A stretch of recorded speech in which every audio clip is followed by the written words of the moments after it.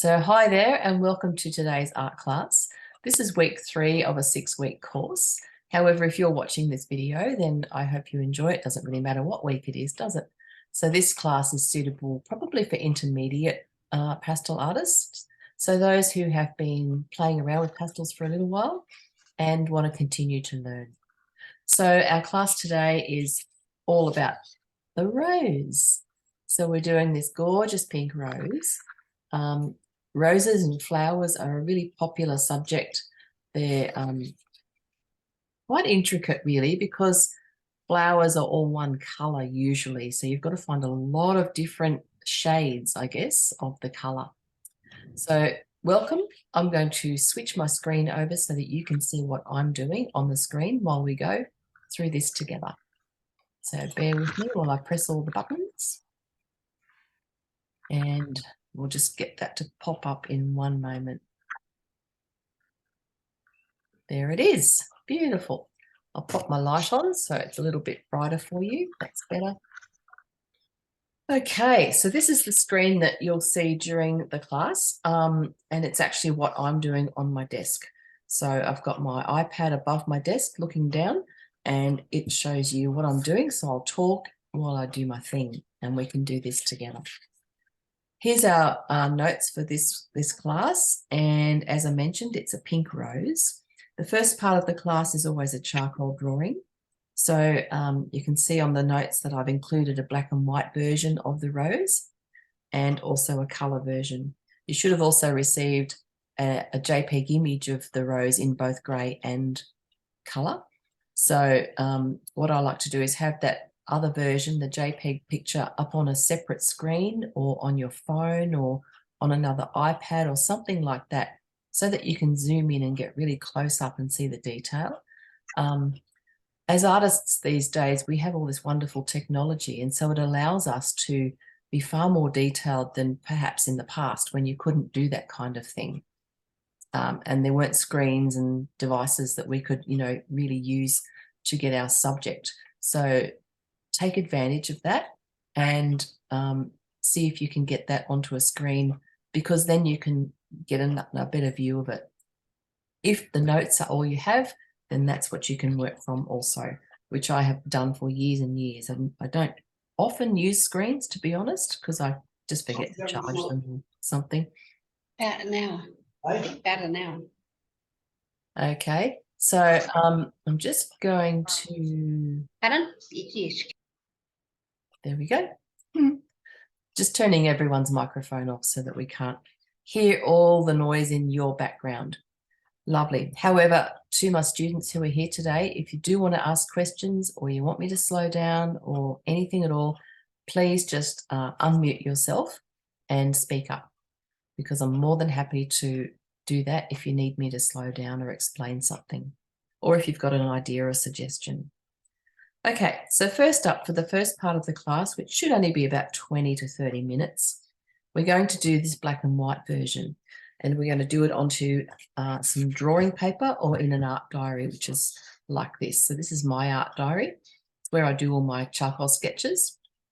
It's a great way to become familiar with your picture, to rehearse drawing it up, and also to study the shading, which for this particular rose or flowers is quite delicate. Let's say that. So you can see on your notes here that I've put a crosshairs on the colour picture. That's a way to help us draw it up. So what I'm going to do is just draw a thumbnail shape of the size of my page onto my paper like that. This is the area that I'm going to draw in. It's this area here. And then if you have a ruler, which I do, luckily, little kit over there, just use a ruler or do it freehand if you wish. And just put in your halfway lines. If you want to measure that and get it perfect, then by all means do that. I'm just going by eye, but when I do the colour version, I will measure it and make sure I get it in the right spot. So first off, we're going to refer to the colour version just to draw up the shapes or the outline of the rose. And then after that, we'll move over to the black and white, and we'll really start looking at the darks and the lights and all the different tones within the flower and the leaves and stem. So back here, I like to start in the top left-hand quarter of my page. Everyone has a different system, so if that doesn't work for you, you might want to start somewhere else. But the idea of using a grid is to just break your picture down into sections. So you could cover up the other 3/4 and just focus on this section here. That way it changes your brain from looking at a rose to just seeing shapes and lines, and it really helps to get you drawing the right size and in the right spot. So I like to look at where the drawing intersects with my line and find that spot. And it's slightly, I reckon it's a little bit higher than halfway. So I'm going to say it's about there, and mark that in on your page. Then look at this point here. So this is a little point on the petal that comes up, and I'd say that's not quite halfway in and slightly above this mark here. So let's go maybe about there, put a little dot there, and then we can come down from there and put a little dot down. So can you see there's a triangle shape or a V shape just in there? So if you look at your negative shapes or area, which is the area around the shape, it's not the area, not the shape of the thing we're drawing, it's the space around it. Negative space is a really good option if you're struggling to get the shape right. So we've got our 3 dots in place. Now you can just join those up and notice that the lines are a little bit wavy and wiggly. They're not perfectly straight, so give them a little kink. So we've got that section drawn in now. That's just that line there and down. Now we're going to come up in a V shape. So that's a V there. Too wide. The kneadable eraser is your best friend. So I have this kneadable eraser here. When they're new, have I got a new one? Yes. When they're new in the shop, they look like that. There's a couple of different brands. I like the Faber-Castell, and they're under $3 each. And then you can pull them apart like blue tack. You can stretch it and squeeze it, do all sorts of things. But it's really good for erasing charcoal and pastel. So I can just erase that, put that aside because I'll need it again soon to add my lights. And again, just come up and look at this V shape. So we're going to go up and then across, and then it comes up a little bit higher than that tip that we did just before, and around. And again, looking at the shape of the negative space, we've got another lovely V shape here, and then out, down. Might need to go out a little bit further, I think. Always looking at the distance. So from the distance from the side of my picture to where that petal comes to in there. So it's probably about there. I'd say about a quarter of the way across. So come to there, and then a little round shape, and then down to just above. So again, finding your area. So I'm going to say to here, that little point there. So I'd say that's about halfway across and a little bit up, so maybe about there. So once you've got your little dots in place, then you can kind of join the dots, looking at the shape of the outline. So just drawing that down, it's got a little dip there and then out. No, that's not right. Going to there, aren't I? So dip to there.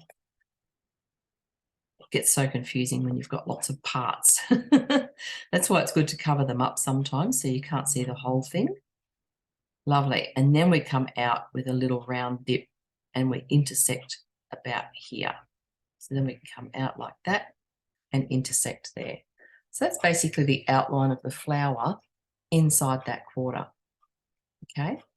And then we can put the little leaf or part of that. Yeah, I'm going to call it a leaf. It's probably got a proper name, but for me, it's a leaf. Bring that up to about there. So that comes to here and intersects from there. So it's just next to the flower. So that tiny little V in there. Got a tiny little V that goes down into that other quarter below. So we can come down and around and then down again. It's got a little very narrow tip. and it gets slightly wider as it comes down and crosses over that line there. So that's our outline. Now, if you want to, you can then look at these things and continue to draw in some of the information that's inside the petal. So for instance, we've got this beautiful curly petal that literally just comes straight across like this. And then the bottom of it comes down a little bit into a slight V and then across like that. So see how I'm just breaking everything down into a shape. It's all just shapes and lines. There's a straight line that comes down here and it intersects there on that line. So these are all the separate petals within the rose. Okay, and they're all the parts that we kind of need to notice at this stage because they're all going to require attention. So I've just put the little top one across here, and you can see there's other smaller ones at the back there. So that's the center of the rose that we can see popping up here behind us. Then we've got this lovely big wide petal that goes right across. Then we've got this curly one that has that lovely straight line, and the bottom of that curly one is underneath it. And then we have another one off here to the left. So lots of parts in this. And down here, just on this line here in the middle, you can see where the other petal starts to come through here. So there's a little triangle shape there. So that's pretty much enough of the detail. We can put this little piece in here that we need to have for now. So it's an anatomy of a rose pretty much. Now we can move over into this right-hand top quarter. So we're going to do the same process basically. You can cover up the other side if you wish, or carry on. I'm going to see if I can maybe put it underneath here. That's better, and I've got a better view of it. So if you want to cover it up, you can do something like that, so you can only see that section. It really does help if you can do that and sort of look at it differently. So again, look at the negative space. There's a lot of space around this in the top right area. And the rose itself just takes up space on this bottom right corner of this quarter. So let's figure out where all these bits and pieces join up. We've got this point here. There's a little point just there that I want to find. So it's not quite halfway, and it's a little bit lower than here. So I'm going to put it about there. And then it comes down. And then we've got this other little point, this delicate little point that pops out here. So it's about to there. And then that has another V shape. So always look for shapes. It really helps to find the shapes in things. We've got a V shape, and then we've got the point of this rose, this petal here. So it sits at about this far in and that high up on the grid line. So now I know I need to join from here to here. It's got a little point, and then it goes in, and then that comes down and down through there. So it intersects the grid line at about there. So now I know that there's a round piece there which comes to about here. So I can come around like that and then down to there. So that's the outline of that bottom area. And then I can come back over here and join the dots across the top there. So you can see how we now have the outline of the rose drawn in. And by working out where all the little points or intersections sit in relation to the grid line, whether it's halfway across, a quarter of a way, this far up, etc. It's a really good practice because it helps you look at things and do them by eye. Okay, and then we've got a few more details to add in. So you can see that we've got this beautiful little curly petal top that kind of runs across here and joins up over there. Okay, so we've got that line that comes through there. It's got a little dip in it, and it's got a couple of little folds. So you can see the folds. There's one here, there's one here, And then there's a little fold on the tip of the petal. It folds over just there. And then underneath that, it dips down and goes like this. So we've got another section behind here that's darker. And then this petal comes down in front of it like that. And then up here, we've got this line coming down like that. And that little petal comes across like that. And then over here, we've got to continue this line down through it. So that stops at about there. So we can come to there with that line from the other quarter that we started and joining up to there. And that's got a beautiful roll on it, that petal. It's got a lovely fold on the top. So they're all the lines that we need to get in for that section. It's very detailed, isn't it? There's a lot of information in there. Beautiful. Now we can move into this quarter here, bottom right quarter. So you can see there's not much flower at all in there. Flower is sitting mostly in the top section of our picture. And then below that, we've got stem. So we've got to finish the flower off because it dips down and it intersects at about there inside this bottom right quarter. So we can bring that shape down through there like that. And we also have a little bit of this other petal coming down through here like that. So that's all we've got of the flower in this part. Coming across like that. Beautiful. And then the rest is leaves. So we've got a little leaf that pokes out here. They're those little ones that sit at the base of the flower on the stem. And then we've got another one that comes right on that intersection line, just there and down. And it kind of sits like that, doesn't it? It might go a bit lower. And then we've got our leaf. So the leaf comes up to about here. Again, I'm just measuring by eye. If you need to use a ruler, then do that. Comes to about there. That's that curly little tip on it. You see the shape between that leaf and that leaf, that little negative space in there? Isn't that cute? Something to notice. Have a little space between the two leaves there. And then it comes down. I know it's got those spiky sides on it.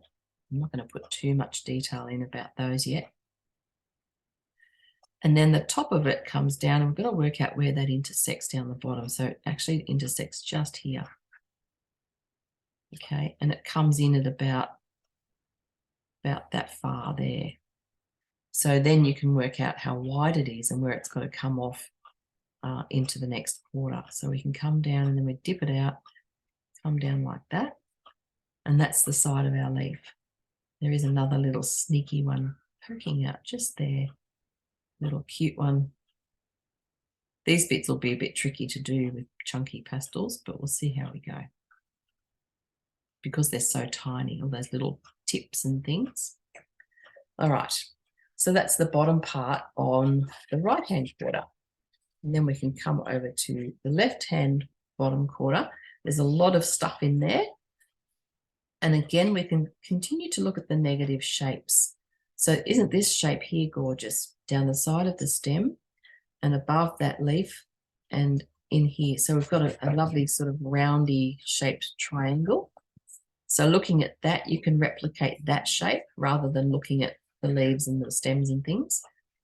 So let's continue the rose first and we'll finish her off. So we can continue her down. She comes down about this far. So just carry her through to here and then up there with a little line.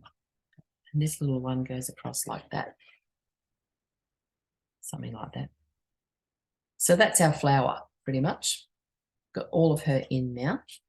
Then we'll just focus on this stem area. So let's look at the leaf on the left-hand side of the rose where we started in the beginning, and we'll continue that one down. So it comes to about there, I reckon. And there's like a straight line, and then it just joins up with the rest of that leaf. So it sort of pokes out under here, comes up. We've got a nice little V shape just there in that leaf, joins onto that. Then we can look at where the stem joins the rose. So we've got it about there, I reckon. and just inside that grid line. So that's the width there of the top of the stem, and that's where the rose comes from. So then we can taper that down. You can see in the picture the stem actually gets thinner as it comes down, and it intersects out or goes off the page at about, so if that's halfway, I'll say the left side of the stem goes off the page there and the right side about there. So I've got that mark and that mark in, and this mark and this mark. Now, obviously, it's not a hard straight line. It's got a few little kinks in it, but it's got a bit of a, you know, a little wiggle, but it still ends up down there. So join your dots now, nice and wide at the top, and then tapering off as we come down like that. So that's our stem. And actually that includes, I'm just looking closely at the picture now, that includes another leaf that sits down like this to there. That's why it's wide at the top. All right, so that's another leaf in there. This is why it's good to have those big pictures you can zoom in on, because it's a little bit unclear here, isn't it? It looks like a difference in shading or color, but unless you can get in nice and close or have a nice clean printout, it's a bit hard to see what that is. So that's what that is. It's a little leaf, and there's a few little bits that sort of come off like this down through there. Just little, there'll be little marks of green. Okay, and then we can continue this big leaf. So you can see the big leaf comes around and we're making that beautiful rounded rectangular shape. So it joins up about here. So then we can come down and do our little spiky sides. So see, now we've got that lovely negative space in there. And it continues down sort of right beside the stem, doesn't it? It's very close to it. And then it comes all the way down to there, continues across here, and it's got a lovely vein up the middle of it, that leaf. That's a nice big dark one. And then behind here, we've got another little leaf. So he sits behind the stem and the other one. So when things are behind, you've got to start thinking about how you're going to paint this. What order will I do this in? And because this is at the back, that'll be one of the first leaves we do. So we'll make a point to where the top of it sits at about there, I'd say. Draw a line across to here. And then another one down, and you can again look at the negative space around these leaves here. It's like an hourglass shape with a V on the end. So that's good to know. So it comes to here. So where does it end? It comes to about there. So I can bring that around in a lovely curve. So that's that leaf behind. And then there's this little one that sort of stands alone. So obviously it's joined up outside the picture. And it comes up through here. It's a little bit taller than that leaf, so slightly higher. And again, it curves in, so we've got that lovely hourglass shape. A little curly tip on it, and then it comes down like that, something like that. So that's all the drawing, and we're going to have to rinse and repeat all of this onto your pastel paper. So that's why we do the black and white, because it really helps you get familiar with your picture, find all the tricky bits that you might not have seen very clearly, and just, you know, work out where things sit. So we're going to do a little bit of shading now. I don't want to spend a bunch of time on here because the rose is going to take a little bit longer. What I like to do when I'm doing some shading is to get a short, fat bit of charcoal. So this is it's a little bit fatter than what I was using, not much. You can get fatter ones like that, but I feel like that might be a bit too chunky because we've got to get into all these tricky bits in here. So I'm going to use this piece, but I'm going to hold it flat on my page and kind of, you know, rub it like that so that we're going to get all these beautiful shades in through the flower. So what we need to notice now, we're going to look at the black and white version. And I want you to find the darkest areas on that picture and just darken those with your charcoal. Right, so we'll do it together. So for me, the darkest areas is this really big leaf, the stem, and not that little leaf that sits in front of the stem. And then a couple of the leaves that come off the base of the flower, and this other one that sits out on its own on the bottom left. They're the really, really dark parts, aren't they? So let's darken those. Just get your charcoal, and I want you to push pretty hard. If it's a willow charcoal, it'll be quite soft, and it's hard to get this charcoal really black, but we'll go as dark as we can. So filling in that shape there, which is the dark leaf, and then the other little one that runs off the side of it. So you can still use your short piece of charcoal and just tip it up and use the end of it for the pointy bits. So that's that lovely dark leaf. Then we've got a dark leaf over here. Okay, so with pastels and charcoal, I like to block in the darks first when possible, if it's, going to make sense. Put a few little spiky shapes on the edge of those. Just do a little mark with your charcoal to get that spiky kind of feeling in the leaf. And then we've got the stem. So the stem is quite dark, so I'm going to darken that off as well.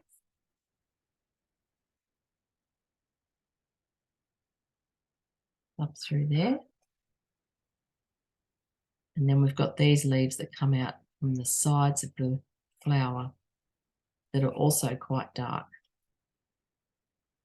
And we're looking at the tones now. Tone is when you're looking at light and dark, or value. Sometimes it's called value. So they're the darkest parts, I reckon, from what I can see. We've got a few little dark bits here too, those tiny little bits that sort of hang off the side there. Then the next darkest, so the next shade of grey, I guess, would be this leaf at the back here. So it's not as dark, it's a little bit lighter. And we need to make sure we can see that behind the stem. So the stem stays darker and this leaf is a bit lighter. If you need to lighten it up a little bit, just rub your finger over it and that should take some of the charcoal off. Okay, and that leaf can be seen in between the stem and this other big leaf. It sort of continues on at the back there. So we've got to make sure we get that part in behind there. You might have to darken off some areas to make it darker again. Like I said, willow is not that dark. If you do need to go really dark with charcoal, then get yourself some charcoal pencils, because they are lovely to play with. And then this leaf coming off the bottom of the flower and over the stem is the next shade of dark.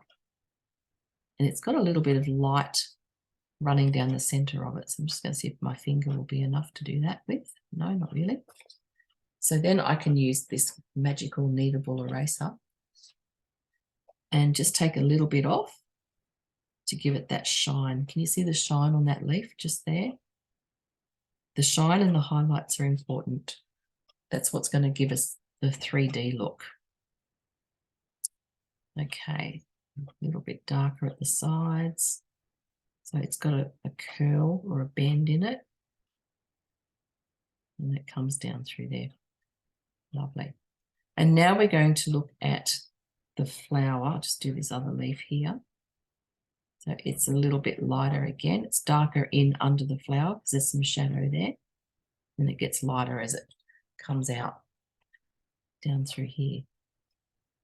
Use your kneadable eraser to get your lights back in. These little bits on the side look a bit too heavy, too thick. See if I can thin them out a bit. Okay, that'll do. Don't get too caught up in it. This is just a practice drawing. Now we're going to look at the flower. So in the flower, you can see there's no really dark darks like we've got down here in the leaves. Oh, maybe actually there is a little bit just down through here. If you look at that crease there, you can see there's a bit of dark down through there. So I'm just going to darken that off with my charcoal, and then we're going to be doing a bit of blending today. So we're going to be using our fingers to push the colours and things around. But the next darkest colour or tone, I'd say, is on this outside left petal. So if it's got a bit of, it's quite dark-ish compared to the rest. So I'm going to darken that off. And then under here, so this big petal at the front of the rose that we can see, it's quite dark under there too. But just notice the very subtle shades of light in different areas, because that's what's going to make this come alive, is looking at the different tones and noticing the lights and the darks. And because you have to think about, this petal is folding over.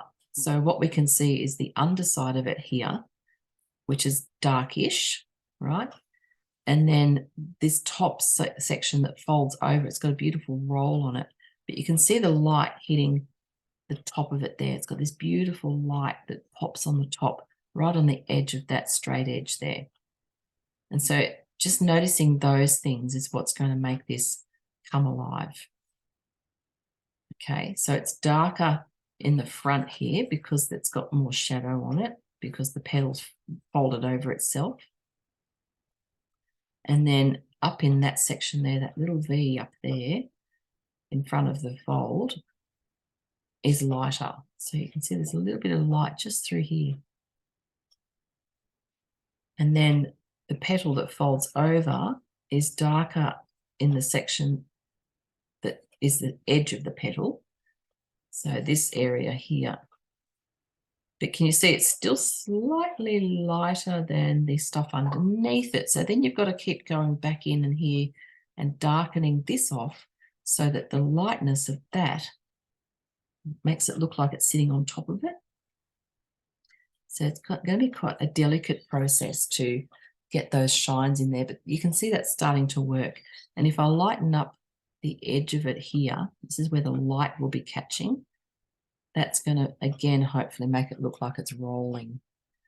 And then you can just softly merge those lines a little bit and blur it. So it's starting to look like it's rolling over the top of it now. And just noticing too, this little, see on the bottom left petal, that little bottom section there is darker. And then we've got that, the left petal that kind of sits over the top of it, and it sits in front of it here. Okay, so I put too much shadow in there before. So it comes across like that. So we've got this little dark section here, and then this petal sits across in front. So this is how we're going to have to divide the petals up, is by determining the lights and the darks and being very careful with our tones.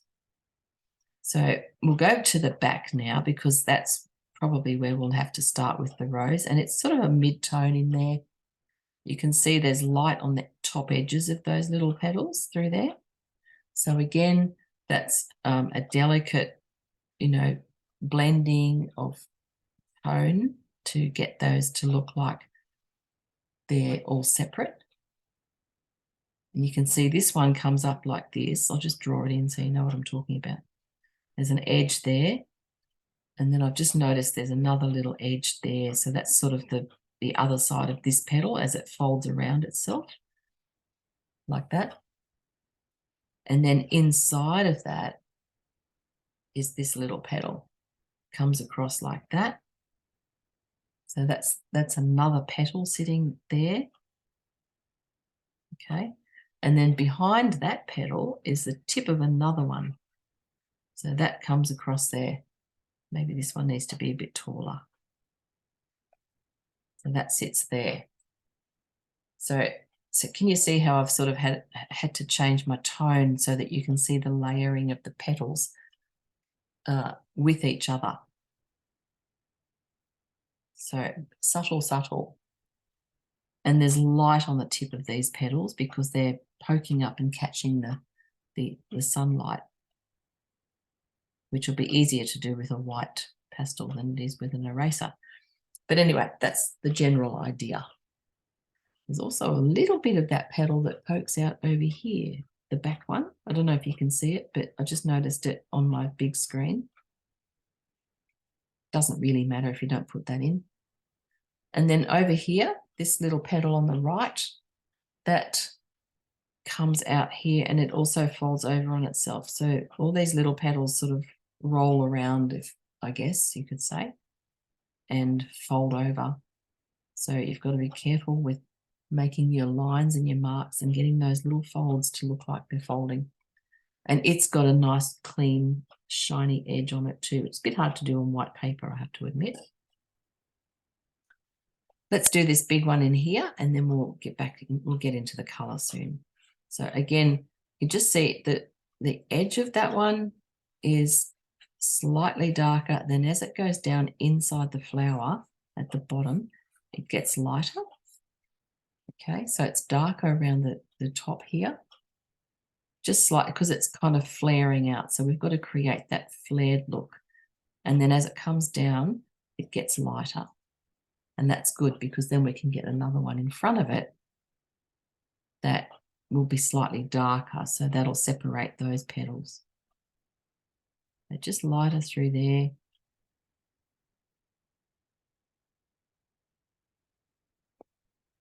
Tricky, isn't it? And then the next one, we've got to do this little fella here behind first. So I don't know who he belongs to, but anyway, there's a little dark petal there on the side. Could be part of this one, not sure, doesn't matter. As long as you draw or paint what is there, it'll make sense. Sometimes you think, who's that? What's that belong to? Where'd that come from? But just look at your tones and your shapes and it'll all work out.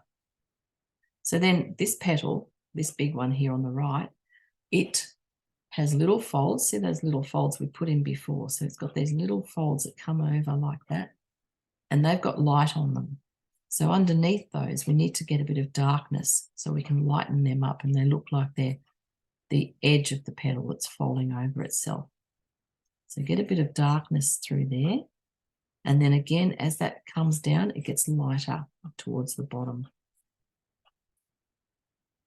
It's a lighter tone or shade as it comes down. So this is the tricky bit with flowers.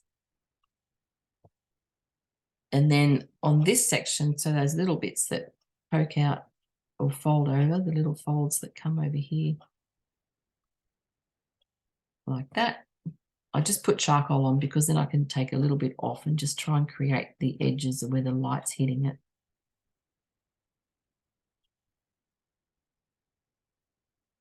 And that's a nice little tip there. So something like that. Now, obviously that needs a whole lot more work than what I've done, but I just wanted to give you the idea of, you know, what we're in for with the colours. And really noticing, looking really closely at the different shades and tones in there, because we're going to have to do all those in one colour pretty much. So we'll be doing a pink rose, but we'll need quite a few different pinks to make it work. Okay, and there's all these little jagged edges of the petals. They're so delicate and beautiful.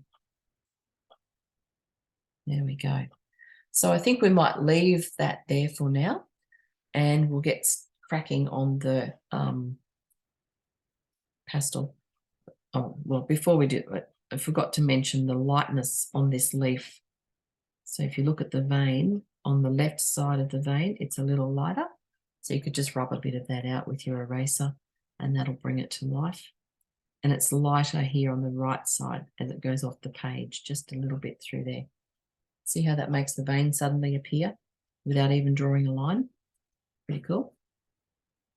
Okay, so we've had a little practice run. We've worked out where things are, how to do the drawing. Now we can do it all over again. So what I've picked out, I'll show you the colours I've picked out for this one. And I don't doubt for one moment that I'll have to go and get more. But I've only got 1, 2, 3, 4, 5, four pinks. and a blue violet for my darks and a white for my lights. And then the greens I've got from light to dark, basically. So 4 greens from light, mid warm, mid cool, and then dark. So I'm pretty sure I'll have to go find more pinks, but it's a good way to start just with a small palette, and then you can, build on it as you go. So I'm just going to put that's a bit purple, that one, but anyway, put them here in tone. Okay, so, and pink is tricky. We don't often have a lot of pink pastels in our sets unless we're floral painters. So you can do things like, put that down and put that down and blend them together and see what you can create. And usually you can create some really beautiful tones. So even though they don't look like they're going to work that well together, I think once you start to blend them in and make some really yummy tones like that, they'll work quite nicely. And if they don't, we can always get others. Okay. And there's white as well. So I didn't put white on the paper because you can't see it anyway. When you put white in, that makes a massive difference too. That gives you your shine. The greens, and the blue violet. So blue violet I like to use for my darkest areas. As you know, if you've done classes with me before, you'll know that that's one of my fave colours, or pastels. It looks black, but it's not. It's got a violet base, so it's a little bit warmer. But I'll be using that in areas like here and under here, just to get some of those beautiful tones happening. For the greens, I've got a light green, which is quite cool. I've got a lovely warm green, which is a bit delicious. Then a mid green, and then a really dark green. That's your phthalo green. So, and then of course your blue violet will work well with those as well to get some really nice darks going on. So that's my palette. What I will do is leave that there with you, and we'll have a little break, go and get a tea or a coffee, and we'll come back and draw up our rose onto our paper. I've actually picked black today because I think the pink rose on the black paper will look rather yummy. So I've picked a black, but you don't have to have black. Whatever you've got will do, as long as it's not too similar to the colours we're using, because we want to be able to see them, basically. So I think I wrote down, what did I say? Green, cream, sand, grey, or black. But anything will be fine, even a lovely pinky. What's that pink one called? Something grey. Anyway, yeah, that's the Colour Fix paper. Beautiful. So I'll leave that there with you. We'll come back at, what is it, 5 to 10, so about 10 minutes. I shall see you soon. All right, so we're going to get started now, and we're going to draw up our rose onto the pastel paper. This is Colour Fix paper. It's an Art Spectrum brand. And I like to use it because it's got some tooth. It feels like a fine sandpaper. It's quite gritty, and it hangs on to the pastel really nicely. I'm just trying to find some more tape. I use this 24-hour, I think it's called 24-hour tape, 48-hour or something hour. Painters use it to mask off areas. I find it's not too sticky. It's a little bit less sticky than masking tape. And taping your paper down is a really good idea because it just means it's not going to move around and you've got a free hand.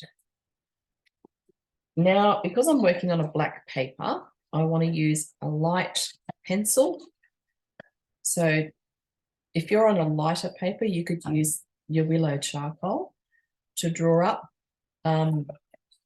So it doesn't really matter what color pencil you use or what you use, as long as you'll be able to see it on your paper.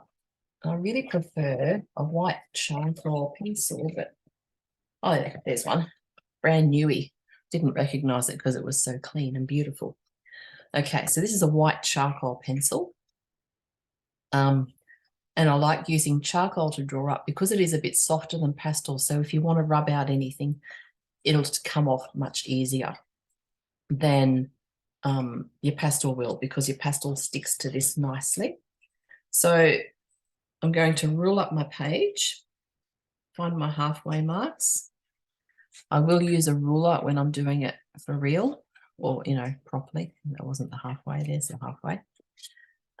Just to make sure that I get everything in the right place. So our rose will go onto this piece of paper, and we're not doing a background today. So the reason being, well, two reasons. One, it takes too long. And two, I think the rose will sit quite nicely on plain paper. But if you want to do a background, by all means, go ahead. You might want to put that in first, though. So just saying. It's easier to put everything that's at the back in before you put the stuff in that's at the front. So if you've got to want to do a background, feel free to do that. This picture has, it's probably a very subtle, yeah, it's a little bit of light here at the top. It's a creamy sort of grey colour. So you could replicate something like that, just very, very subtle if you wanted to. Anyway, we won't be doing that today. So we're going to draw this up just like we did with the charcoal. We've already done this once, so we should have a bit of an idea of what we're doing. I'll just see if I can move things over so they fit into the screen properly. There we go. Okay, so same deal. We're going to find all the intersecting areas and mark those in with our pencil or charcoal, whatever you're using. So I'm going to say it intersects about there. And then I'm going to bring my next intersection to this tip here. So that's a little bit higher than that. So, and it's not quite halfway in, halfway's about there. So I'm going to say it's about there. So then I can just sort of do a little bit of a wiggly line and join that up. We'll put the details in later. Then down to about there. So I'm just measuring, I'm looking at where it intersects. When we first began, this section is lower than that, so it comes to about there, and it's sort of in a straight line. So I'm going to say it comes to about there. And then we've got a V shape, so you can see the V shape in the negative space. Bring that up to about there and then across. So this little section here is lower than the tip of this section. So across to there. Notice I'm just pressing very lightly. I don't want to stain the paper. If I want to get these marks off later and I don't cover them with pastel, then I want to just press nice and light so it's not going to be too hard to get them off. Draw a little round bit that comes up like that and around, and then we go down and it comes down just a little bit lower than this point here, so to about there, and then come out to about there. Probably should have gone a bit wider there. This bit comes up about there, a bit bigger than that. Then this one can come out wider. I'm just looking at where this point is in relation to the how far across inside the grid it sits, and it's about there, I reckon. So I probably should go a bit wider. Anyway, something like that. And down, and then it intersects down here on the line at about halfway, I reckon, about there. So then we can just bring this line down. It's got a soft little edge to it. This line actually goes like that, and then we've got that under section there, that darker part of the flower there, comes around like that on a bit of an angle. So see, if you want to take your line out, you can usually get it off reasonably easy. Harder on the darker paper. That's the challenge, is removing all your marks and lines later. Okay, so we'd come across to there. Now we can put some more information in here. We can bring this beautiful straight line across here like we did earlier. And then this comes down in a little bit of a triangular shape and then up again to there.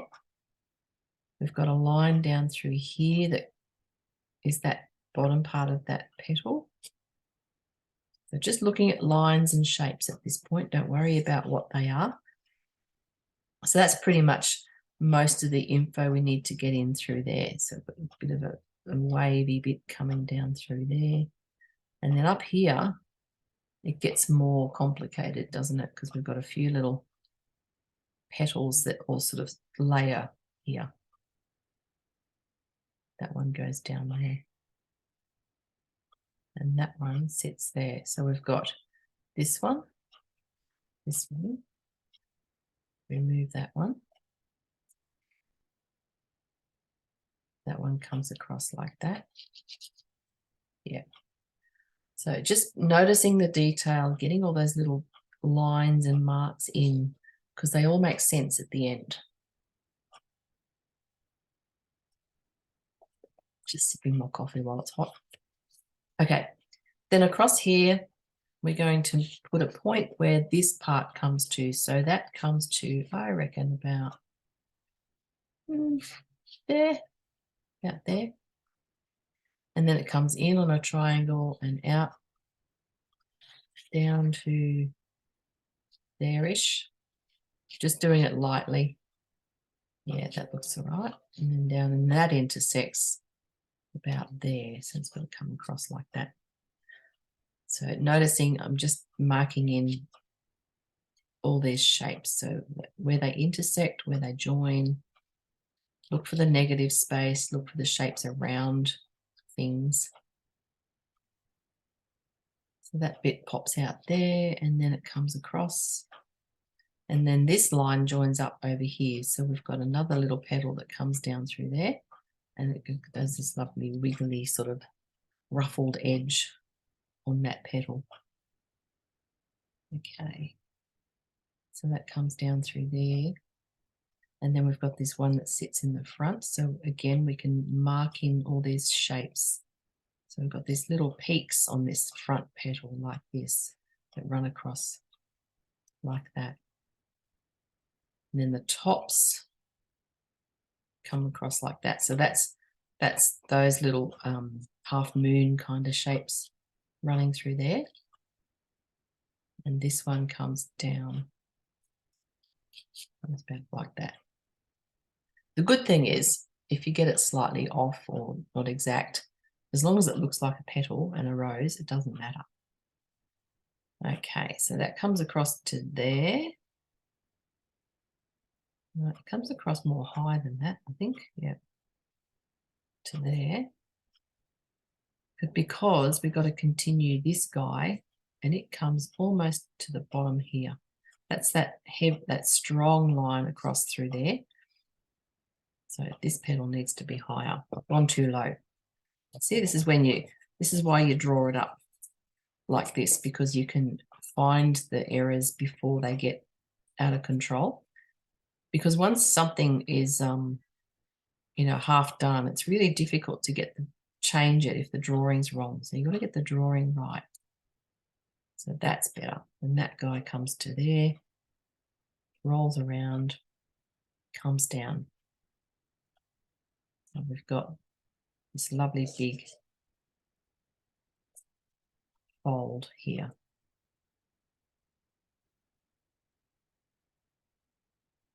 And then this bit sits like that. And that bit sits like that. Okay. Sometimes when I'm doing a really complicated drawing, for instance, a portrait, when it's very important to get everything in the right place, I'll trace it and use the tracing. So I printed out the size I want it, which means you might have to print a few pages of sections and make like a jigsaw puzzle of the picture. Then stick it all together and then with tape, and then trace the whole thing with tracing paper. I usually just use a lead or graphite pencil to do that. And then I will flip it over and I'll trace over the drawing again with either white charcoal or willow charcoal, depending on the color paper I'm going to use. And then you put that down on your paper and then you draw over the line again, the first line with the graphite or lead. And because you've got charcoal or pastel underneath it on the lines, it'll come out onto your paper and you'll get your drawing in the right spot. It's really important to do that. So anyway, but for this, we'll do it by eye and use the grid. So just coming down now into this bottom right-hand corner, you can see I mucked all that up, but we'll cover it up with pastel. Not too concerned at this point. So coming down into this bottom grid, we've got a little leaf that comes off here and another one that comes out from there. Remember that comes out from where the grid line joins, and we've got this lovely shape coming out through there like that. And then we've got this lovely shape that comes down across into there. So that comes down through there and then across there. And we've got that little curly, top of this curly leaf that makes this little shape in here between the two leaves. That's our negative space for that one. And then looking at the leaf and bringing the edge of that down all the way to there. So that comes off to there. Another little leaf that comes out here. And then we can, that's pretty much all we need to get into this section. Then we can move over into this bit. I'm going to put the stem in first. So the stem begins here. Remember, it's quite wide because we've got a leaf in front of the stem. Finish off the flower first, put that in, put the bottom of the flower in there. So that's our rose basically done in there. Then we can begin the stem, which starts at about here. And because the leaf's in front of it, it looks quite wide. So we'll start there and then taper off down to here. So this leaf comes down, down, down. So it tapers down to about there and there, let's say. So then we can just draw the line from there. Oops, that's not very straight. There to there. And then this lovely leaf comes across and sits right next to the stem, doesn't it? Not much space between the two. And I can just take these lines off so I don't confuse myself. You have to rub things off as you go if they're going to get in the way and make you go a bit crazy. Okay, so that's that leaf, and it's got this beautiful crease down the middle to there. Then we've got the other little leaf that sits behind the stem. It comes out through here. So now we're in this bottom left corner. We're finishing off down through here now. Got another one that pops up here. That's that lovely dark one. They've all got little curls and funny little edges on them, these ones. Lovely. Then we've got the big leaf that sits here, or that bit that comes out from under the flower. It's not a leaf. I know it's not a leaf, but it's something. It's something else. So that comes down like that. And then two little pointy bits off there. And then, oh, we forgot to do that leaf before. We better do that one when we started, this one that sits here on the left under the flower. So it comes up through here and then does that and then comes down like that. So I've kept my mark quite light, trying not to stain the paper.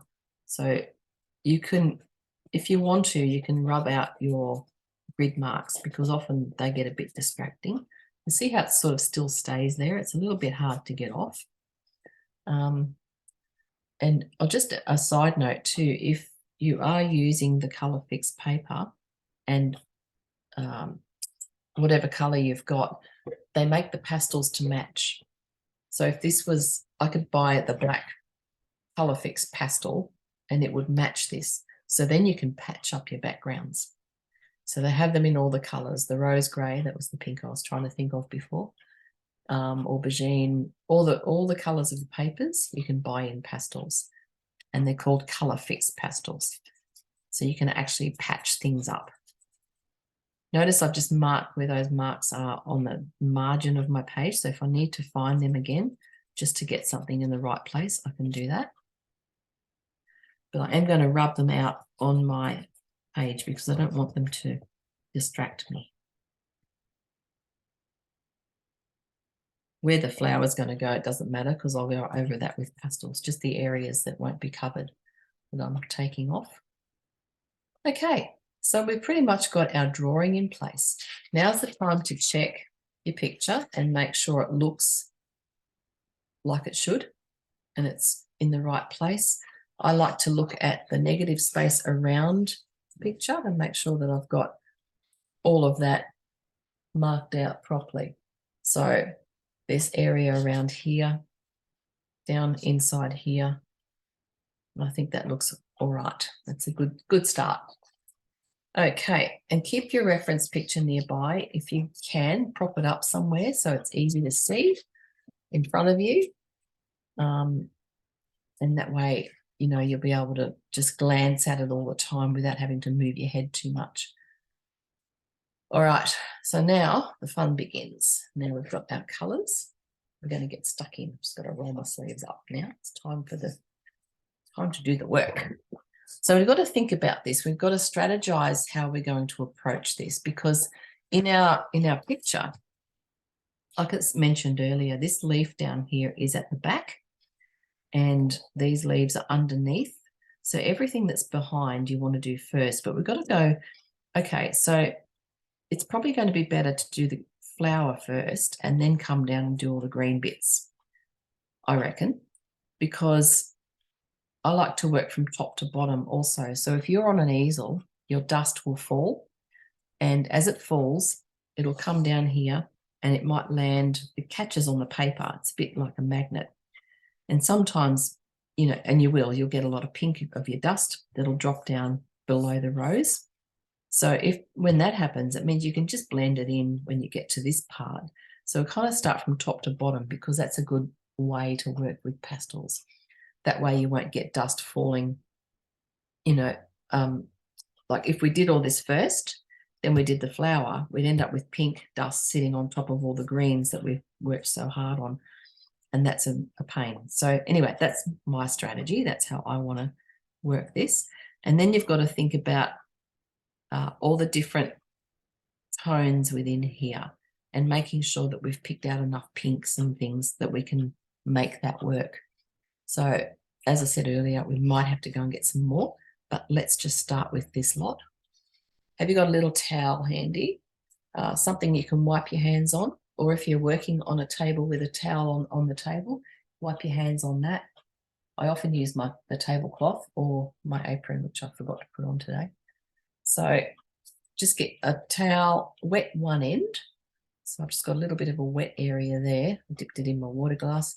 Got the other end dry, so then you can wipe your fingers clean and dry them off in between colours, especially if you're going from dark to light. You don't want to contaminate your colours. All right, I've got my eraser there and my pastels. Okay, so as we did before, I want to block in the dark areas, but we'll just focus on the flower at this stage and really look for the darkest areas within all these petals. And I'm going to use, I know it might seem a bit severe, but I'm going to use this blue violet in those dark spots, because that's going to create some nice shadow. And even though I'm putting it here, so underneath this front petal, hard to see on the black paper, but it's going to give me the ability then to kind of mix it in with my pinks and create some nice shades. So it's not going to stay that color, but when I blend it with my others, it will begin to give me that depth that I'm looking for. So just run around your picture with a little bit of blue violet, or the darkest color you have. If you don't have this, then maybe you've got a red violet or a really dark purple, and if worse comes to worse, you can try black. I don't like using black because it gets a bit dull and it kind of dirties your colors. So if you've got something like a blue violet, even a dark blue would be a bit yummy. Use something like that. So I'm just going under this petal over here on the right. There's a little bit that's darker there. It's darker in this front petal here under the fold. We've got a beautiful crease down there that's got a bit of shadow in it.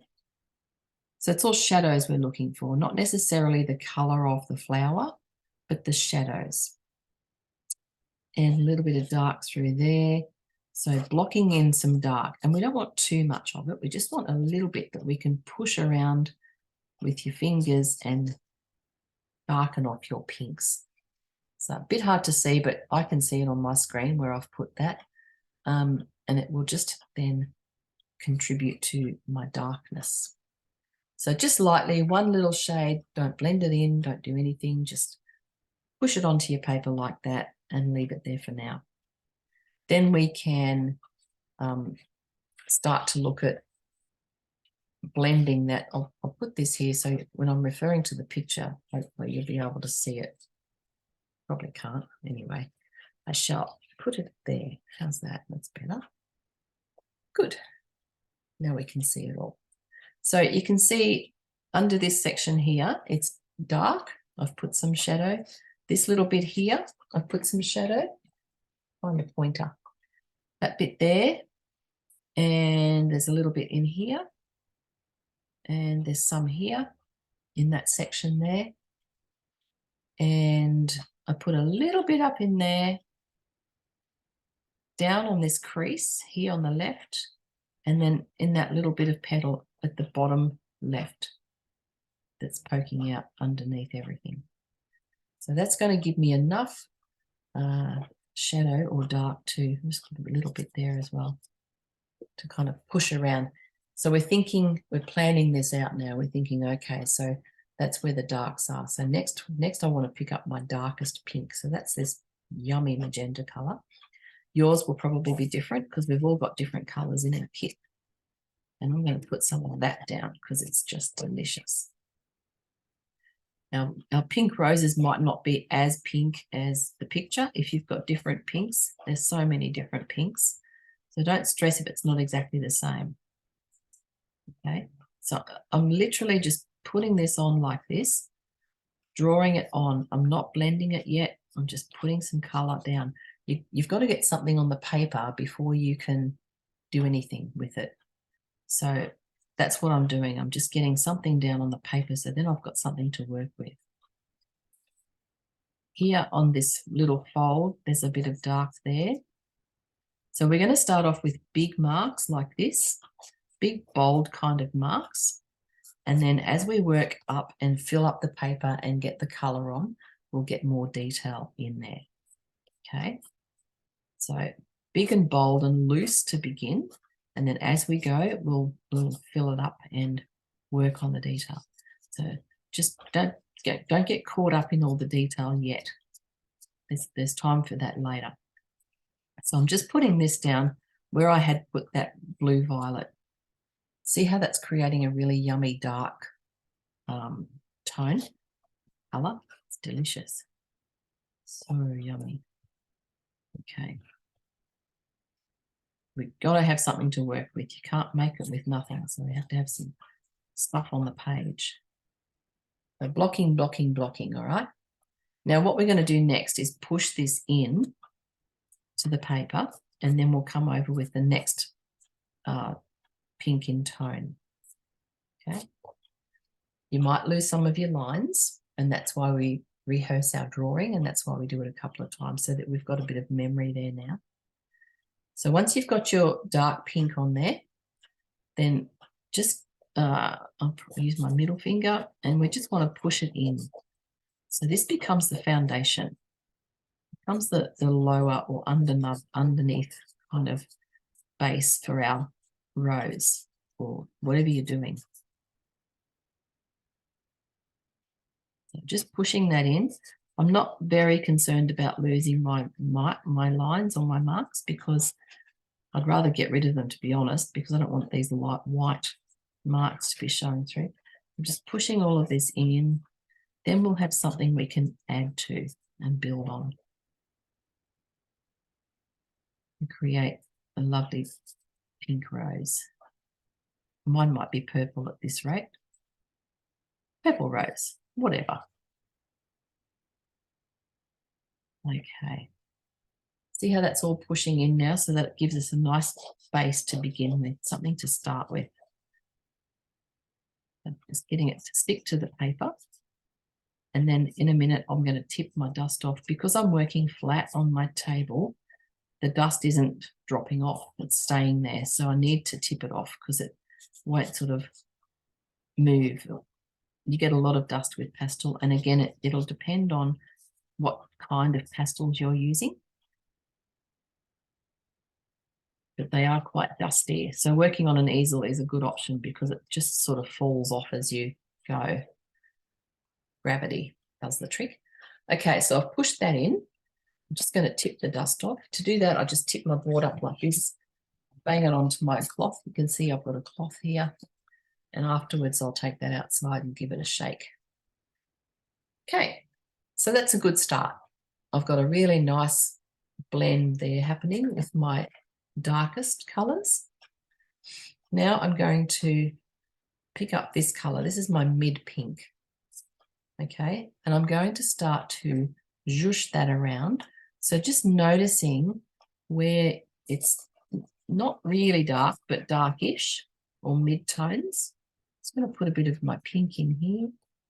And as you go, you'll find different places to put this. So I don't want to lose my darks too much, but if I do, I can always put them back in. That's the nice thing about pastels. If you go over something or it gets too light or dark, you can always come back in later and add more or fix it. Okay, so I'm just coming up the side here. They've got this beautiful pinky colour here. There's a mid-tone there. So just looking for your mids. You've got to have a good eye to do this. And if you can't find them, check your black and white version. That'll help you. What you're looking for is the mid-grey. So the mid colour, not the darkest and not the lightest, but the other in between bit. You've got to train your eye to find these things. So I'm just marking this in, noticing sort of the lighter areas, I guess.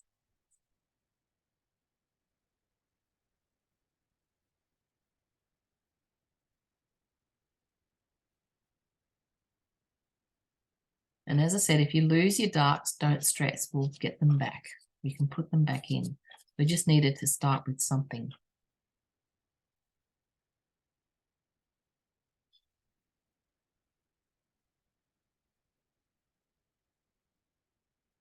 The mids through there. So this is sort of the main colour. You want to cover a fair bit of ground with this one because then we can highlight and darken in different areas. And as I said, don't worry too much about the detail yet. We're just getting colour down on the paper. You can still keep the lines and make sure you sort of mark in where things sit, just so you don't lose your way. So see how I've just sort of tried to keep my lines a little bit separate. She's starting to glow already. Beautiful. And that was my mid pink. So I've still got 2 more pinks and a white to play with. So we've got quite a nice range of tones here. What I'm going to do is use my lighter pink now. So this is the 3rd pink. It's kind of the middle one as well. It's a mid-light. And I'm going to just use it where I see lighter pink. So that petal on the right that sits underneath the big one in front is lighter. Can you see how it's lighter through there? And it comes up on the side like that. And it's got a beautiful light pinkish tinge to it. And then there's a little bit of lighter pink there too. Okay, we'll be going over and over this, so don't stress if you're not getting it right yet. What we're doing is we're going to push all this in a minute, and it'll become a big blurry mess, and then we'll start refining it. Okay, again, it's just a way of making sure we've got something to work with. So marking in where you can see those lighter pinks. It's really subtle. Check your pictures. And if you've got them on the screen, have a really good look at that and notice the lighter colours.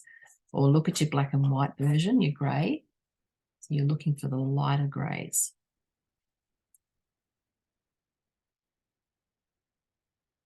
That beautiful big shine. I'm going to put the shine in down there because that's where it's really light. And we can lighten that up even more with our next colour up in our range, or white, whatever you've got there. There's a little bit of light under here on the left side. So under that fold, it's kind of light through there. And then it's also light on this petal here as it comes down through there. Down through there. And it's got a little bit of a light. It's also got a fold on it. This is how you make the folds look folded with the different tones and the lights. And then got some little bits of light on here.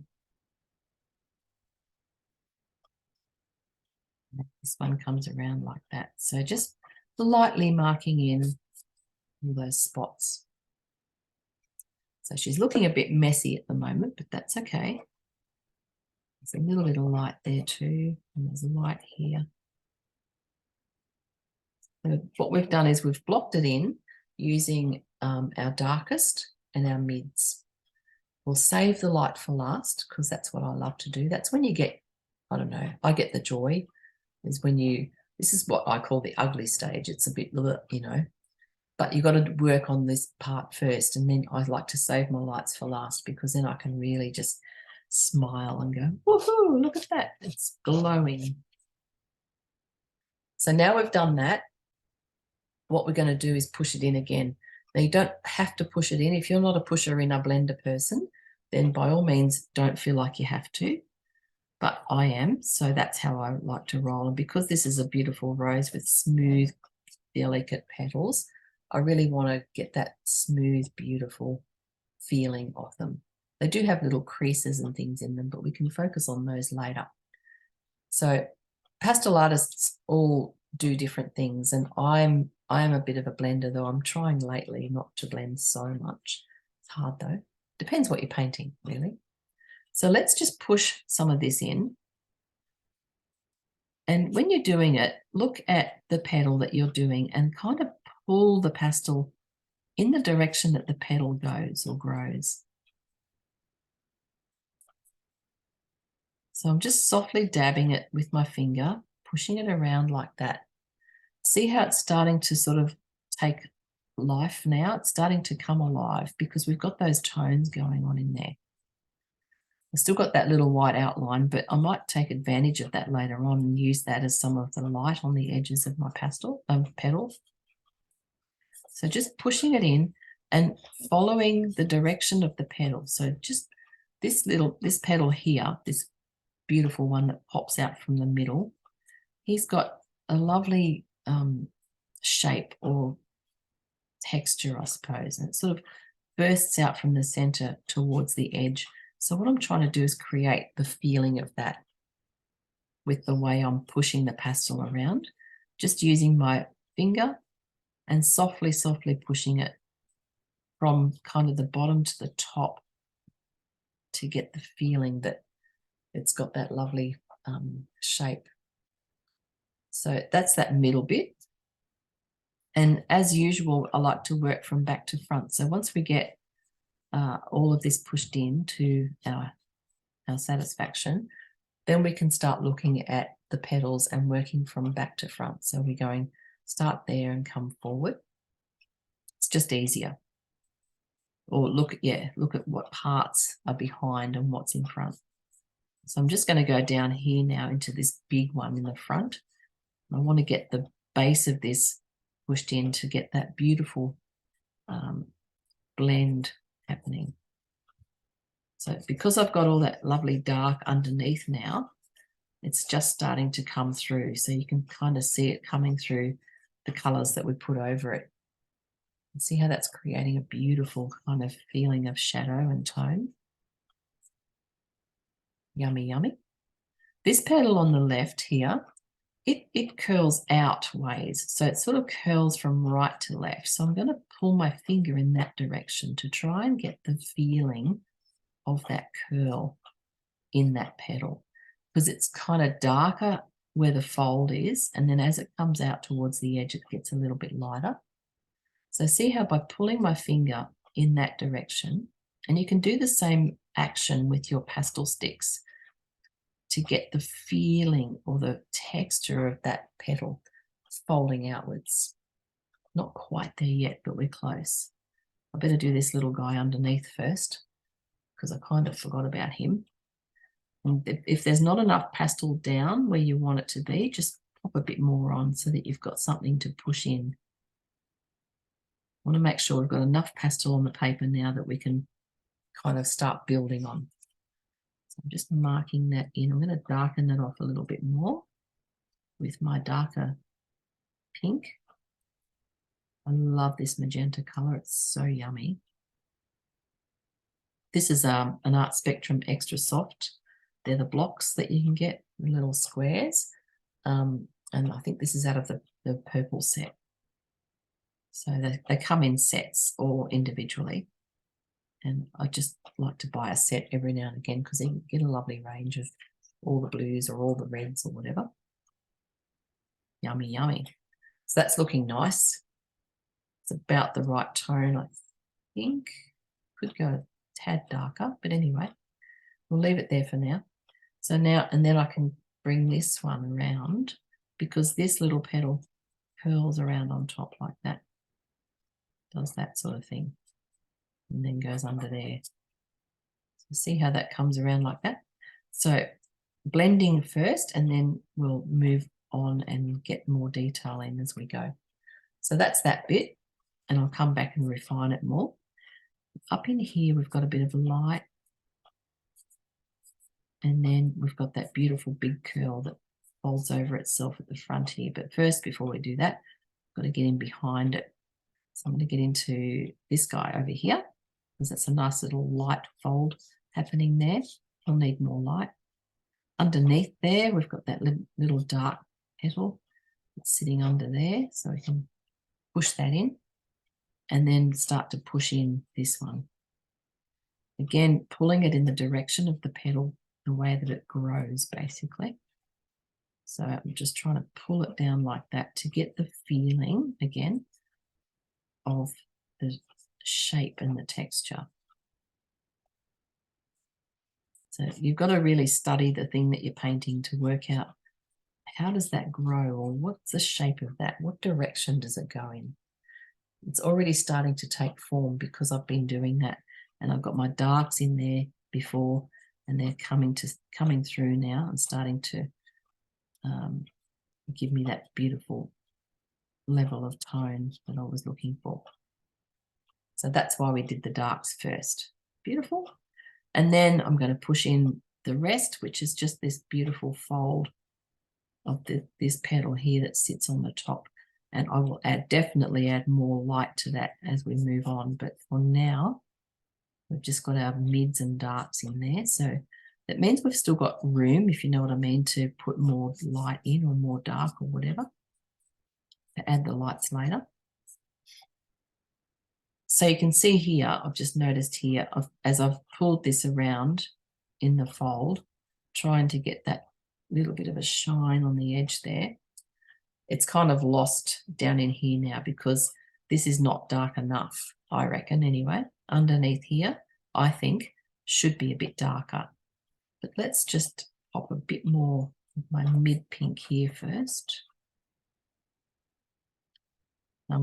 Pulling it on in the direction of the curl on the petal, right? So I want to try and get that feeling of that curl as it goes around from the edge.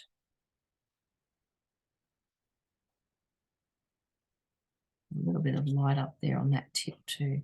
As we move up in layers, we'll kind of stop blending as much, because when you blend, you do make mud. You can tell I've made quite a lot of mud here, but it's good mud. It's a good way to start something, and then you work on the detail. Okay, so I'm just trying to get that lovely curve happening there. Beautiful. It's coming. Have faith. Good, good. So that's a really nice start. I'm just going to tip off my dust because it gets in the way and annoys me. Okay. So now I reckon I want to get into the back parts. So everything that's behind at the moment. So let's start up here in this top left area, because we've just got some really delicate little marks up there that are going to indicate these soft petals that are sitting behind this really big one here.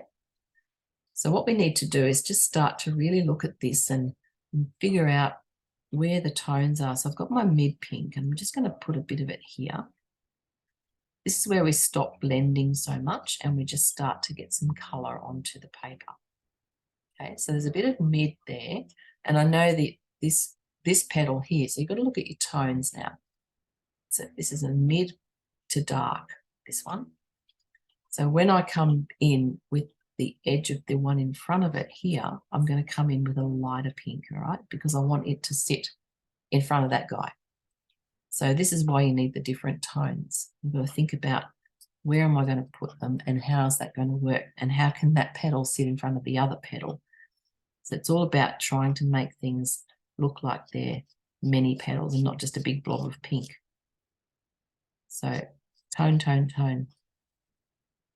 So again, I'm just marking in this little guy as he sits behind here.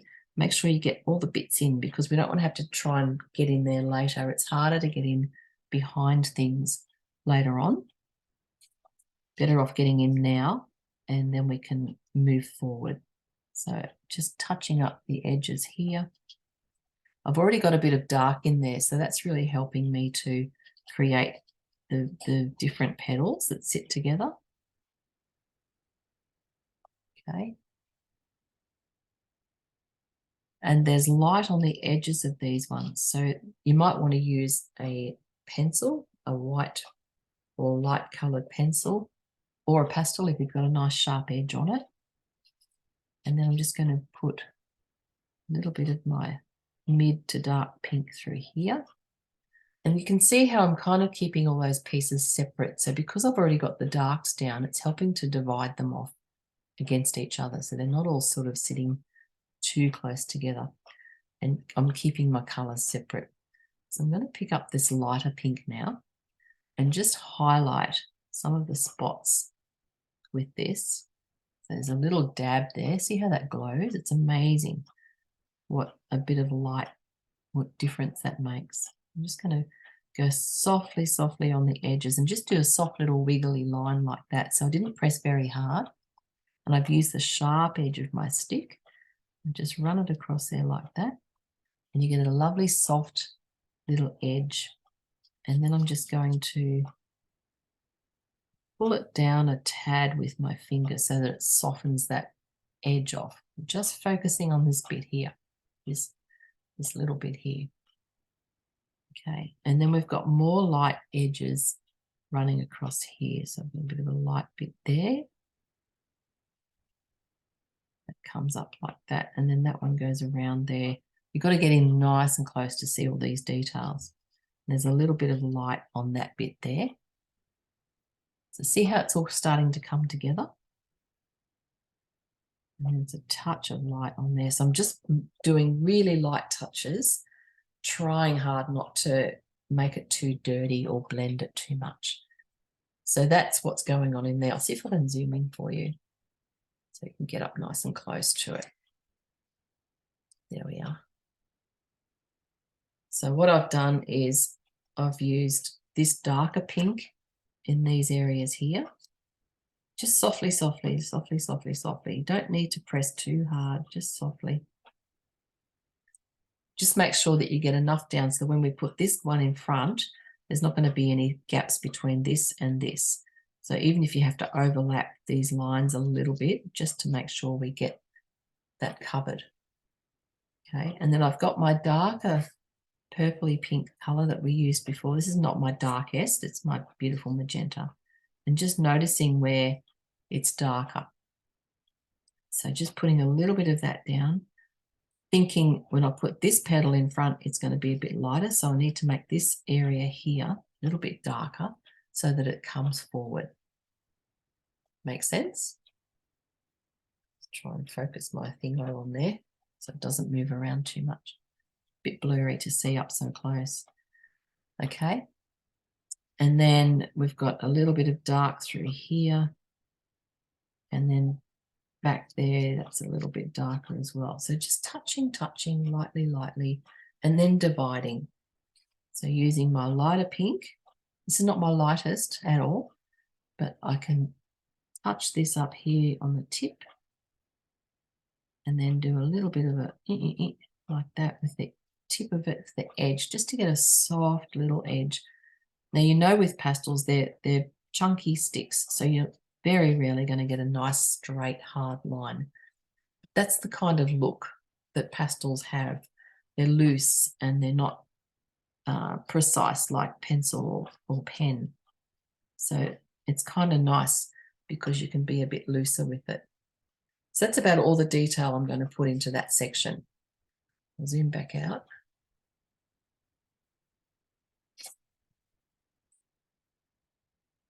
And back in a bit. About there will do. Focus. Okay. So just up here, that's all we had to put in there. Keep it loose, keep it sort of suggestive. It's more suggestive than precise. Okay. And we really rely on tone.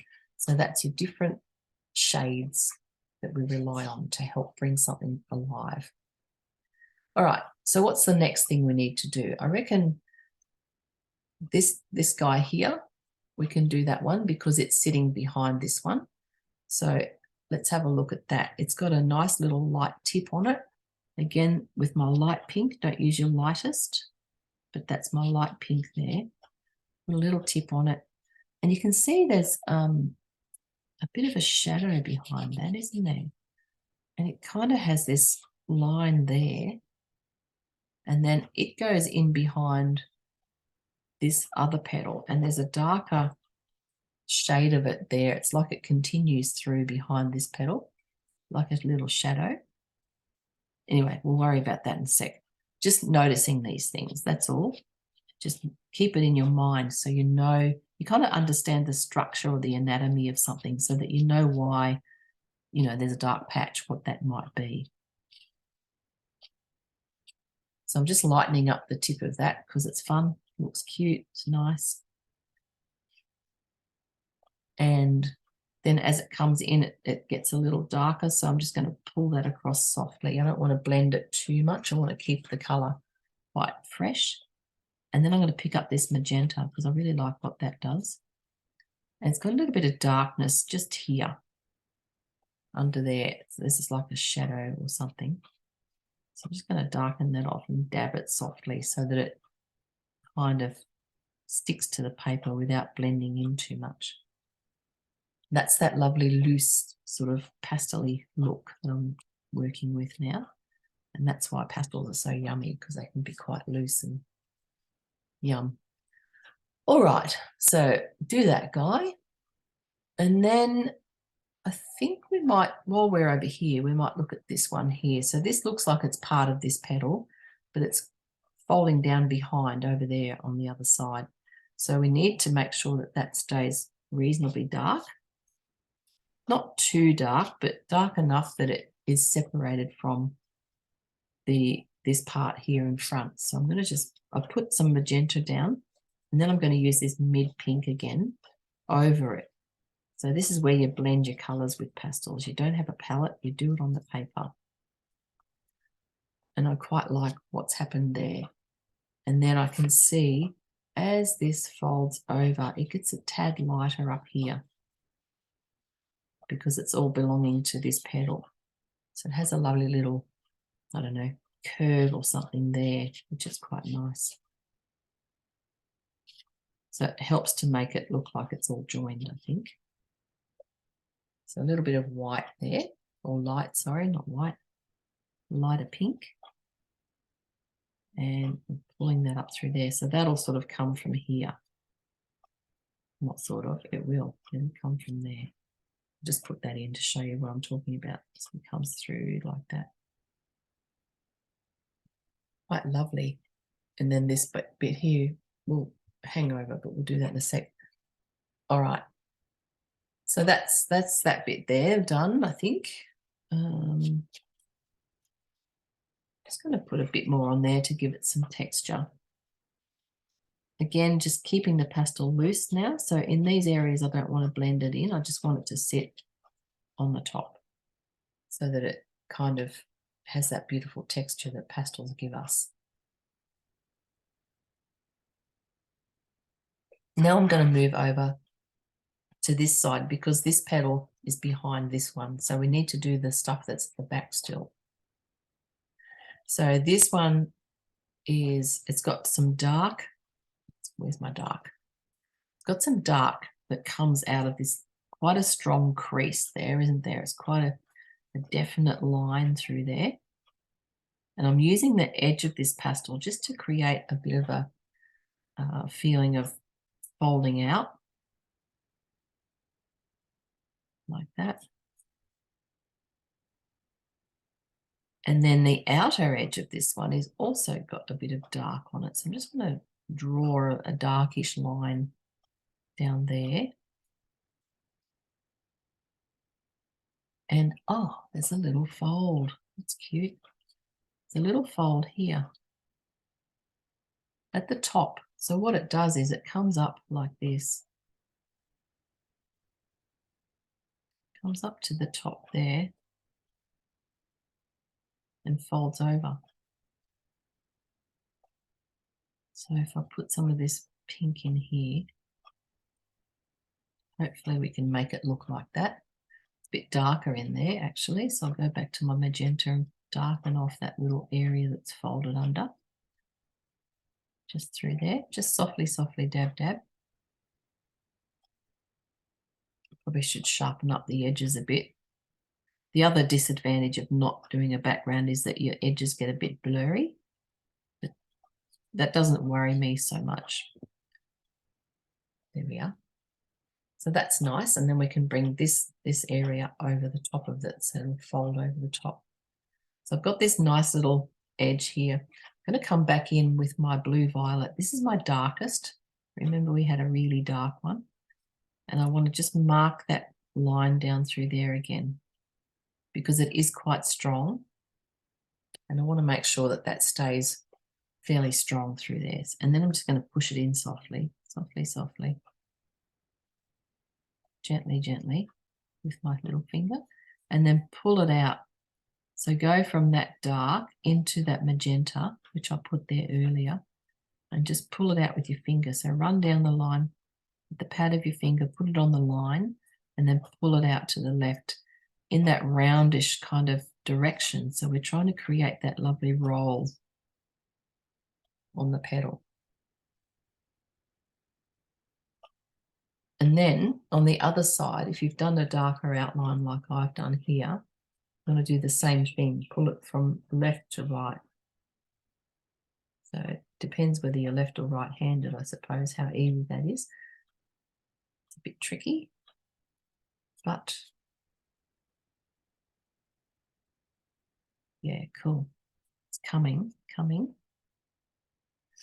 Just going to use my magenta again. I don't want to have like a line on the edge like that. It looks like an outline unless it's in the rose, but I'll put a bit more down. So then I can push it in and bring it across like that. So we'll be doing this on the other fold as well. It's just the way that you pull your finger and starting from the edge and coming in. Now there's a lovely little shine on this one. Get your other pink. This is your lighter pink, not your lightest. So the lighter one we've been using. We've only been using 3 colours so far. So that's our lighter pink. And there's a little shine just through here. I'm just using a short piece and I'm just rubbing it like this to get that shine happening. Okay. Softly, softly, just blurring the edges. We don't want any hard lines or hard edges except where the edges of the petal come across. So something like that. That's where the edge of this guy comes. So I'm just going to mark that like that so you can see what I'm talking about. And then I will softly, softly get some more pastel down on there and push it around a bit so that we don't have too much of a hard line there. And we need to probably darken off that one underneath a bit more, I think. So just play around with your pastels. Use them together. So pick up your light, then get your mid and sort of push them together on your page. And that will help to kind of blend them without getting your fingers into the blending so much. Because what you want to do is try and create a lovely painterly look, I guess. You can blend if you want. It's up to you. You choose, but I'm trying hard not to blend too much with my fingers at this stage. Just want to kind of let the pastel sit on the page and do its thing. Speak for itself. Go a bit darker under here again, just to indicate there is a little fold in there, so you can see the edge of it's a little darker.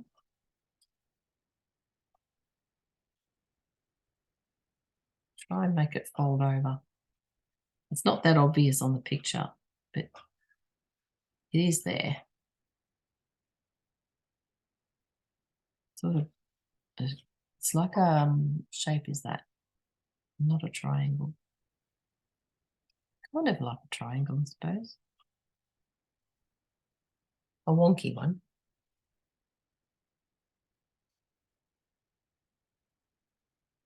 And then we've got, so what comes from there then is this beautiful little ruffle edge of the fold. Oh, hang on, I'm on the wrong thing. Okay, ignore that. We'll get to that soon. I was getting carried away with myself.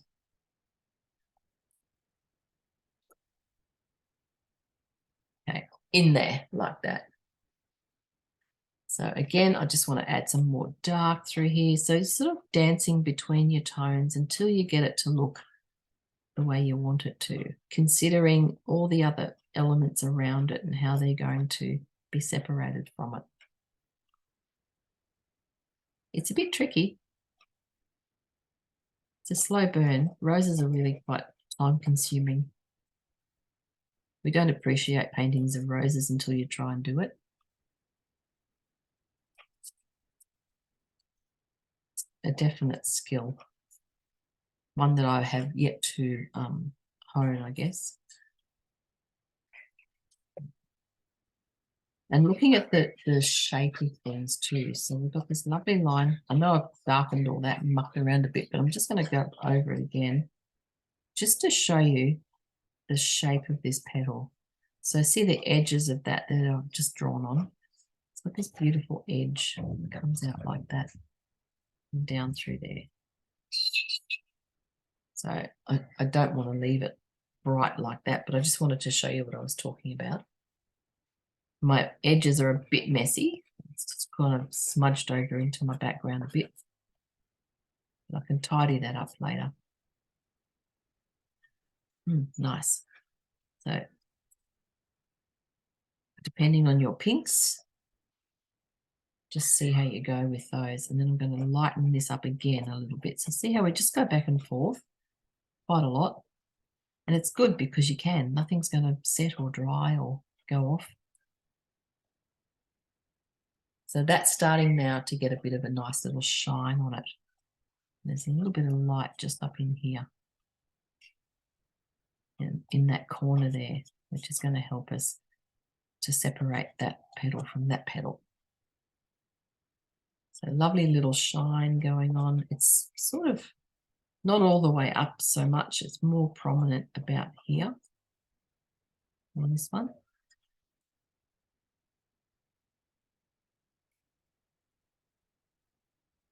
Gorgeous. All right, I'm just going to bring that around there like that. Add my mid pink again on my edges because I don't want the edge to be really light. Just want that to be a mid-tone. But then I want the petal or part of the petal underneath to be a little bit darker. So you're continually playing around with the tones.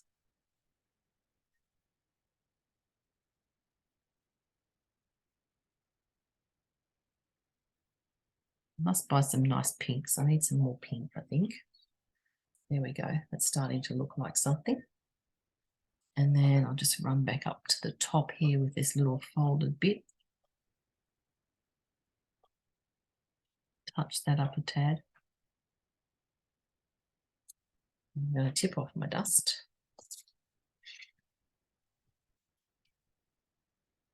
So you can see where I've tipped it off. See how it catches on the paper there? And you get a bit of a mess. So at the end, when you're finished, you can go around with your kneadable eraser and try not to push it in, but just dab on there to pick it up. Because what this does is it picks up all the pigment off your paper. So you've got to dab it rather than rubbing it to try and get all those little crumbs off the paper. So it is possible to get it nice and clean, but it's a bit time consuming. But yeah, very doable. So don't stress.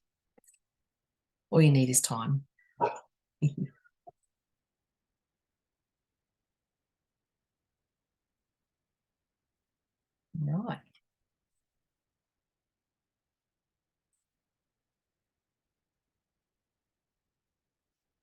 My dog's barking at something. Oh, sorry, out there.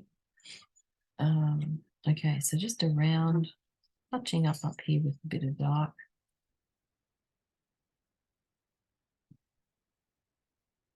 Yeah, lovely. So hopefully that'll look like it's folding over. A bit of dark there. Let me go and see what she's looking at. One moment. Carry on, I'll be back soon.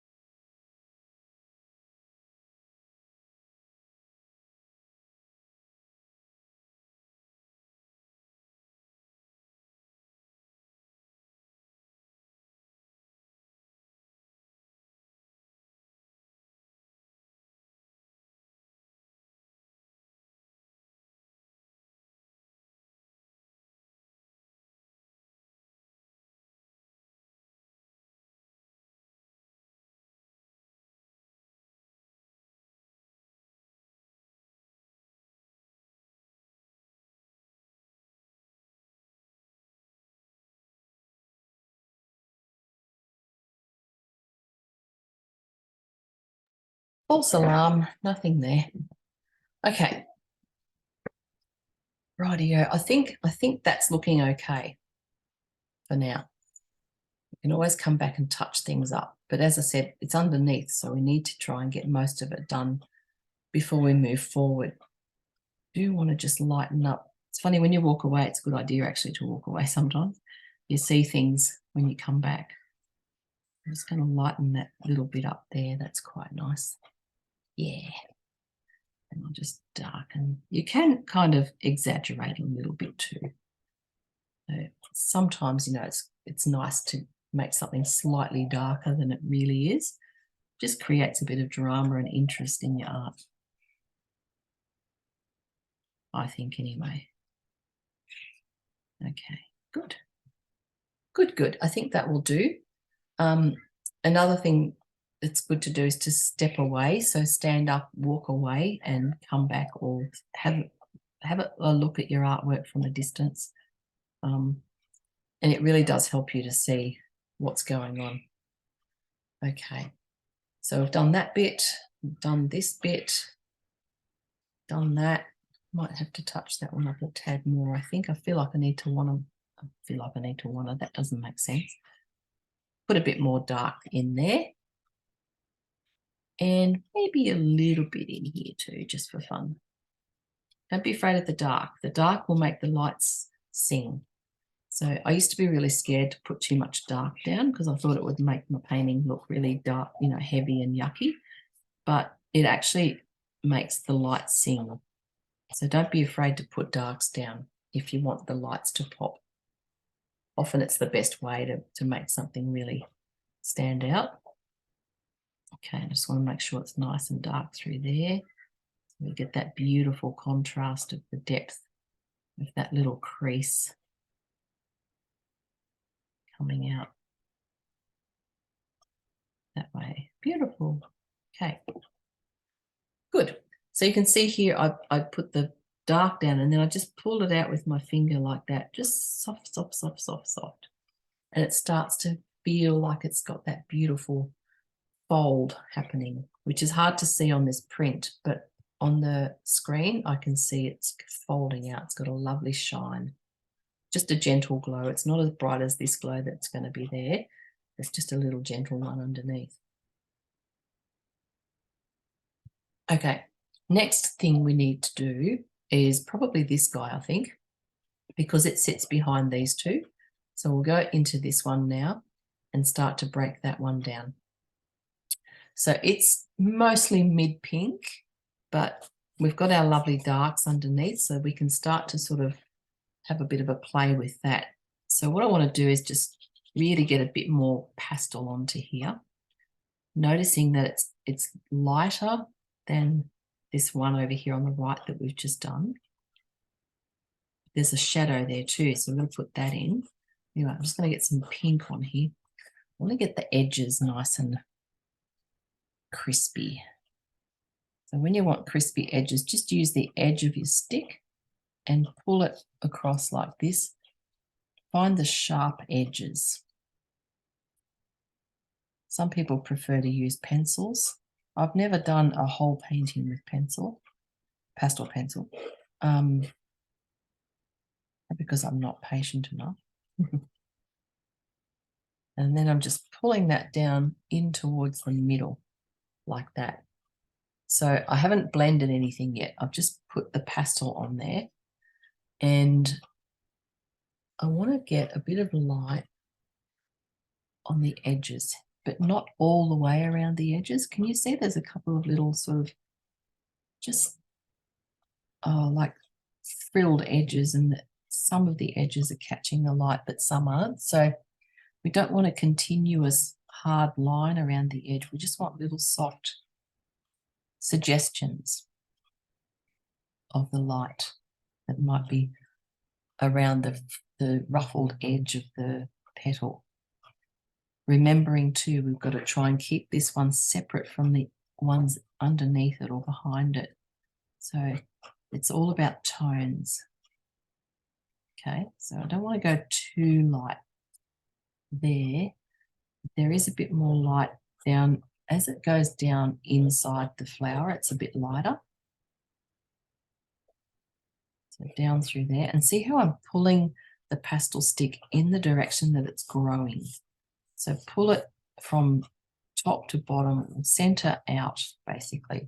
So see how it's starting to get that feeling of the texture of the petal. It's just lovely. I really love how pastels do that. It's just such a beautiful technique that is so easy to do with these little sticks of yumminess. So just by pulling it like that, if I put my fingers in there now, it's just going to push it all in and make it muddy. And I don't want to do that because I really like what's happening. So I'm going to pick up this mid pink now, because I can see down in this area here is a little bit darker. And if this area that we do at the end has got that bright, beautiful shine on it, I want something a little bit darker behind it so that it glows a bit more. So I'm just going to pop this mid pink in here. I might have to go slightly darker again. Let's see what we think. Just in that section there. Because thinking about this petal also, it's quite dark in there. So we don't want to go too dark here, or you won't see the dark of that there. Does it make sense? So just kind of think about all that stuff as you put your colours down. It's all about the lights and the darks, this guy. Just going to put that little shadow shape through there. It's very subtle. We don't want to make it too obvious. Just not under that petal over there on the right. through there. Like that. Might make it slightly darker just in there. I feel like I need a bit of red actually. Maybe red would be nice to warm it up. Let's see what I can find. This is where you get to go and see what else you've got in your box.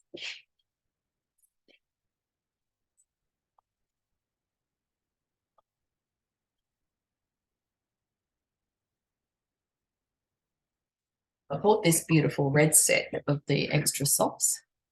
So I just find it really hard to get a decent red, to be honest, but there's a couple of nice ones in there. And I think a bit of red or even orange. Orange might be nicer. Let's see. I might try this one. That's a bit yummy. It's not really red. What's that one called? Poppy red. Okay, I'm going to try a bit of that, see what happens. And this is where you can just try things and go, is it too lolly? Is it dark enough? Is it warm enough? I don't know that that's what I want. No, it's not what I want. It's something slightly stronger. I'll try this really bright red, see what happens. Pink is derived of red, so there's already red in here to some degree. I'm just going to see if that makes a nice. I want it to be warm and lovely, and I don't want it to be too cool and dead looking. So I'm just going to dab a bit of that in there and see. Still not right. Right, I'm going to go for orange. Anyway, this is the red set. It's quite nice. They're the extra softs, and they come in a little box like that. Can't remember how much they are, maybe about $70 or something. It's a nice set. Not terribly red though. There's more sort of pinky colours. Is that the pink I want? Maybe. No. Okay. Not red.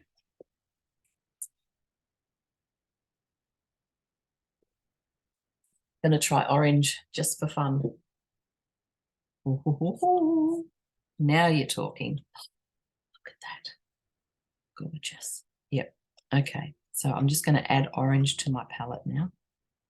And I'm going to put a bit of it here and there where I can see just some warmth. I don't know. There's that deep pinky color that I can't quite find in my palette. So I'm going to do it with orange instead, just because I can. So don't be afraid to try other colors and see what they do. I think that makes it lovely and warm, doesn't it? It's much nicer. Your pinks can be quite cool because they're obviously made of red and they've got white in them, and anything with white in it will look cooler. I'm just going to zhoosh a bit of my orange through there. Yeah, I like that. Maybe I'm having an orange rose today instead of a pink one. Whatever, doesn't matter. Okay, so that's a bit of that, and I'm going to get a bit more light now and just start to zhoosh this through.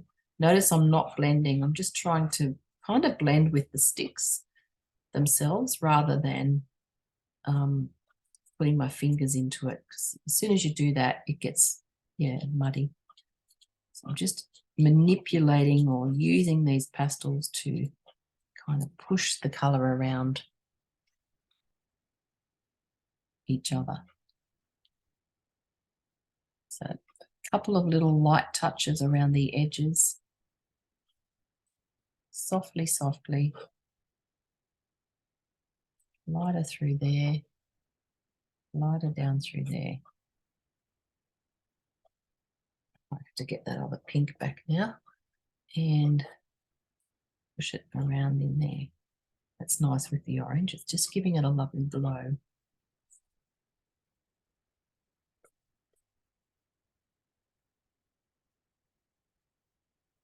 Yeah.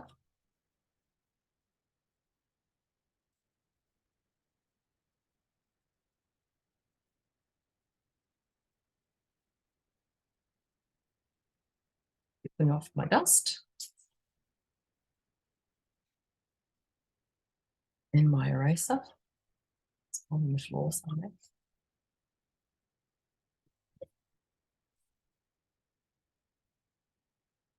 Okay. Now, I think I might leave that as is for now. Hang on, I'm just going to put a bit more. There's a slight little bit of dark just under there that indicates that the top of that little rose is sort of folding outwards a bit. And subtle tones make such a difference.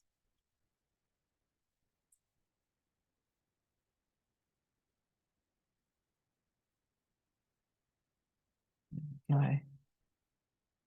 Beautiful. All right, now we'll move on. So we've got 2 left to go. This one sits behind this one, so we'll do this one on the right next.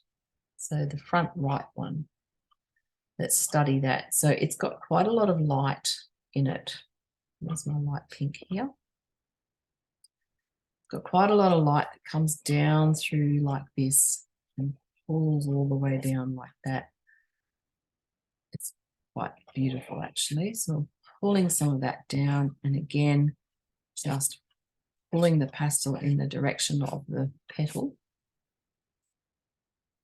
Okay, don't worry about that front petal. We'll come back and put that in again after. I just want to get this beautiful line in here. The tip of this one is folding over itself, so it's coming over like that, sort of like that there. And so this area here, this bit here is quite light. And it comes down, it's got that little ruffled edge. So softly, softly little ruffled edge through there. And then up here, and the little dips on the edges. So we've got this beautiful little dip here, like that, little crescent shape. And the top edge of that is sort of straight. And then this one also dips. So we're drawing the top edge. It's got a slight dip in it. And then we've got that little crescent shape, and then it comes up and it goes down like that. And it's darker in there. So I'm going to darken that off a bit more because I want the shine on this front petal to really glow. A little bit of dark through there and up in here. Put a bit more dark in there.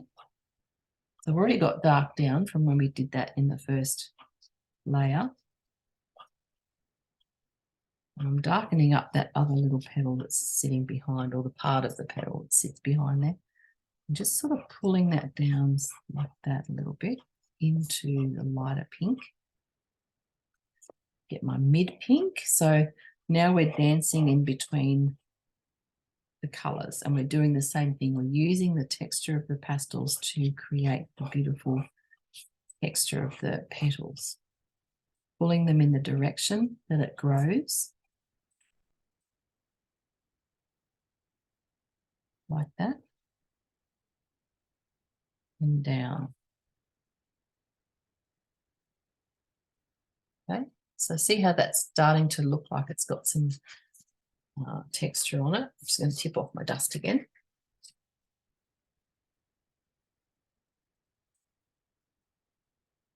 Beautiful. I'm going to pop a bit of orange in there because I can and I like it. Yummy, yummy.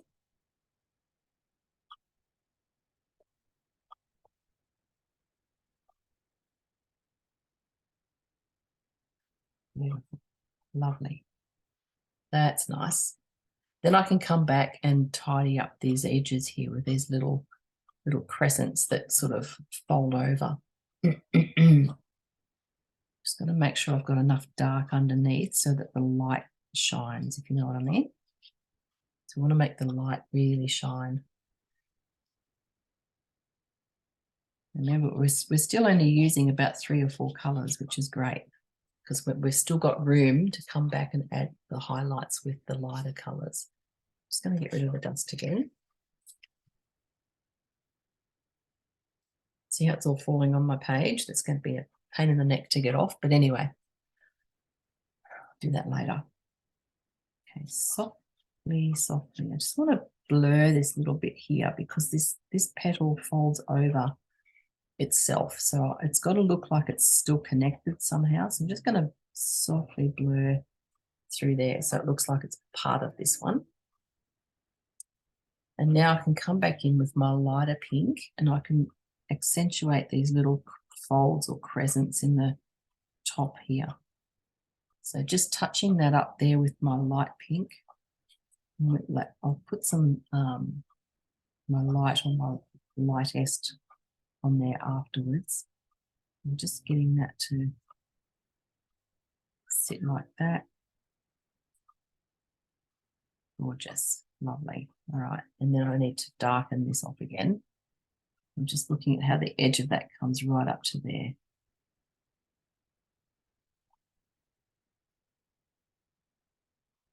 All the details.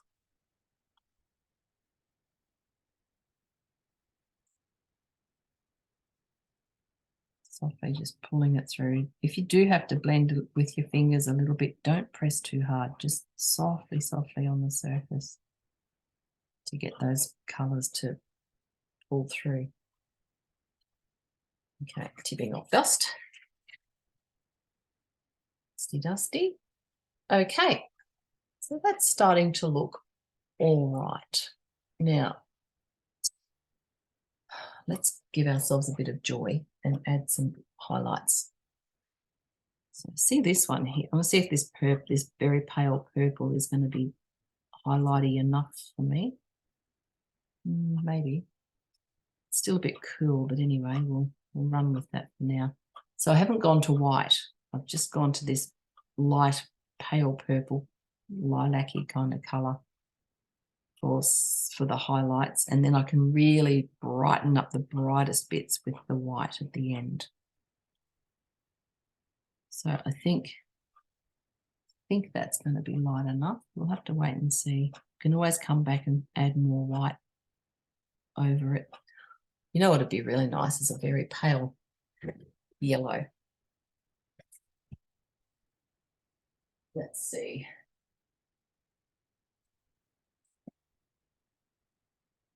This one, it's called Lemon Highlight. I know it looks white, but it's actually lemon, and it is going to be a bit warmer. Yeah, that's better. Oh yeah, now we're talking. But whenever you have to put highlights on something, consider using a very, very light yellow if you have it. If you don't, just try white. But it's just a bit warmer. It's got more sunshine in it. Yeah, that's nice. All right, I'm going to keep him. That'll be my light. So, actually, I'm going to put a bit of it here. Just a zhoosh. Just a little zhoosh there, because there is light coming down from there. I should use my pale pink. I kind of lost the edge there for a minute. There we go. So it's coming, slowly, slowly. This pink in here, just over that purple to pink it up a bit more.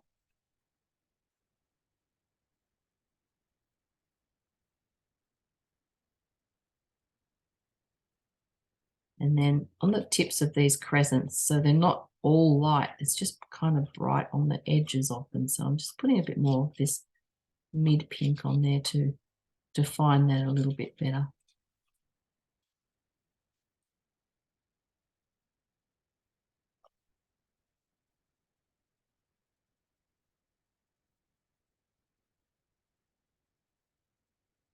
There, that's looking all right. Pull that down through there. So just get that lovely texture of the pastels on the paper and tipping off the dust.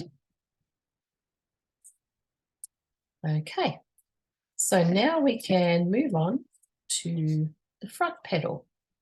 So this is the fun one, I reckon, anyway.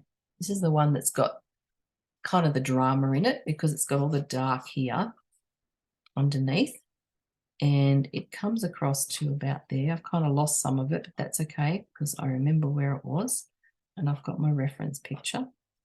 So it came across like that. Okay, because we had to make sure we got the shape of that other one in behind it first. So losing some of your edges doesn't really matter. You can put them back in as long as you know where they were. You can pop them back in like that. So that's kind of the front of that one. Got our dark down there, which is wonderful. Now, remember we had a bit of lighter pink just here. It's under the fold up on the left side there. There's a little bit of lighter pink. I can just see it softly. So just putting a bit of that in there, because that's going to then highlight the dark edge of the fold. As it folds underneath, it gets dark again. So we need some light under here to find it, if that makes sense. And then we've got light up here on the little tip at the top there. And then it gets dark as it goes underneath. Okay. Now let's put this in. I'm just going to use my light pink now to draw this in. And I'm going to just draw that line through there. It's not completely straight. It's got a slight little bend in it down to there. Okay, so that's that lovely edge.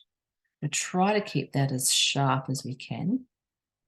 Okay, so just lighten that off a little bit with my pink. I'll come back over it and lighten it up even more, heaps more, once we get everything where it needs to be. But we've got to kind of look what's underneath it first to get that bit done. Okay.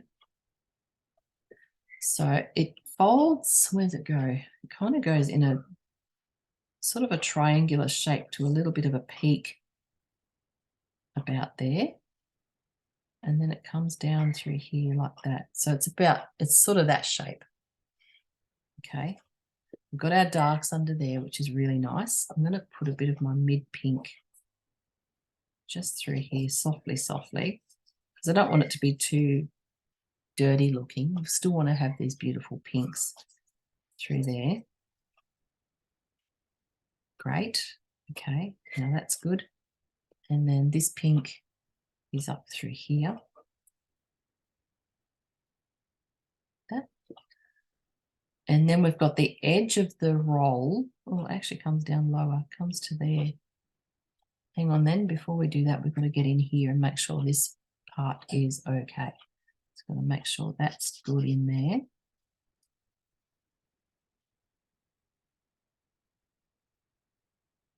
Got all the right tones happening through there. Okay, so that we don't have to get back in there afterwards, because it's harder to get back in after. Not impossible, you can do it, just it's a bit of a pain really. Okay, and then this rolls out to there, doesn't it? So that edge is a bit of a mess in here. I'll have to clean that up with my eraser. Try and make this nice and sharp in there.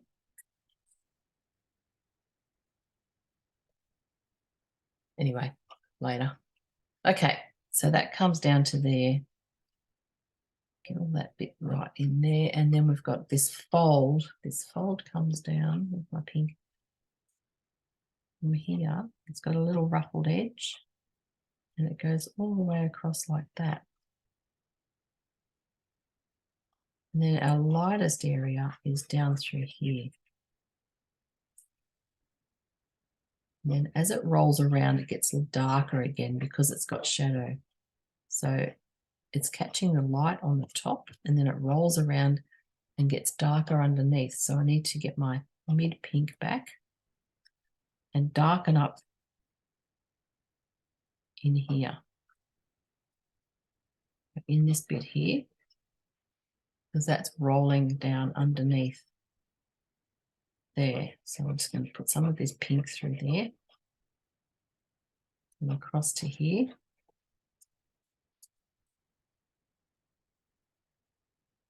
Like that. And because it's a fold, it hasn't got edges on it, like the edges of the petal. So it is kind of a hard line. It's not that fluffy edge because we can't actually see the top of or the edges of this one because it's tucked under there. Okay, so just pulling that up a little bit. Again, using the pastel to pull it from the edges. Don't want to put my fingers in it too much because it'll just get muddy. Okay, so that's starting now to look like a bit of a fold. Just tip off my dust again. Okay. What do we need to do? We need to, I reckon we need to get a bit darker in here. Just on that edge there, it's a little bit darker. So I'm just using the edge of the pastel and I'm just pushing it like this to softly draw in that darker edge that's running down through there. And then it's not quite as dark at the middle bit, something like that. And then over here, it's a little bit, okay, so we've got dark underneath it and there's almost a very dark section just there. And then this is not quite as dark. So it's all about the darks and the lights and the things, isn't it, that makes them be separated from each other. So that's kind of the tones that I need to have in there. And then I can get my mid pink and I can just sort of push that around, trying to get that to sort of blend in a little bit. Pull that dark into the pink. Again, trying not to use my fingers.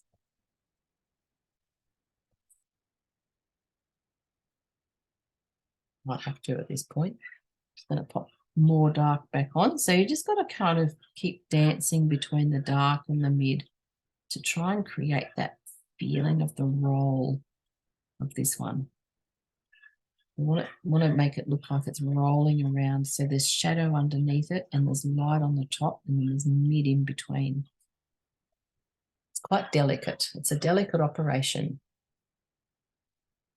So softly, softly, putting my fingers in, but I'm just dabbing it lightly. Don't press too hard or you're going to lose all that hard work you just did to make it come forward. There's a little bit of light just there.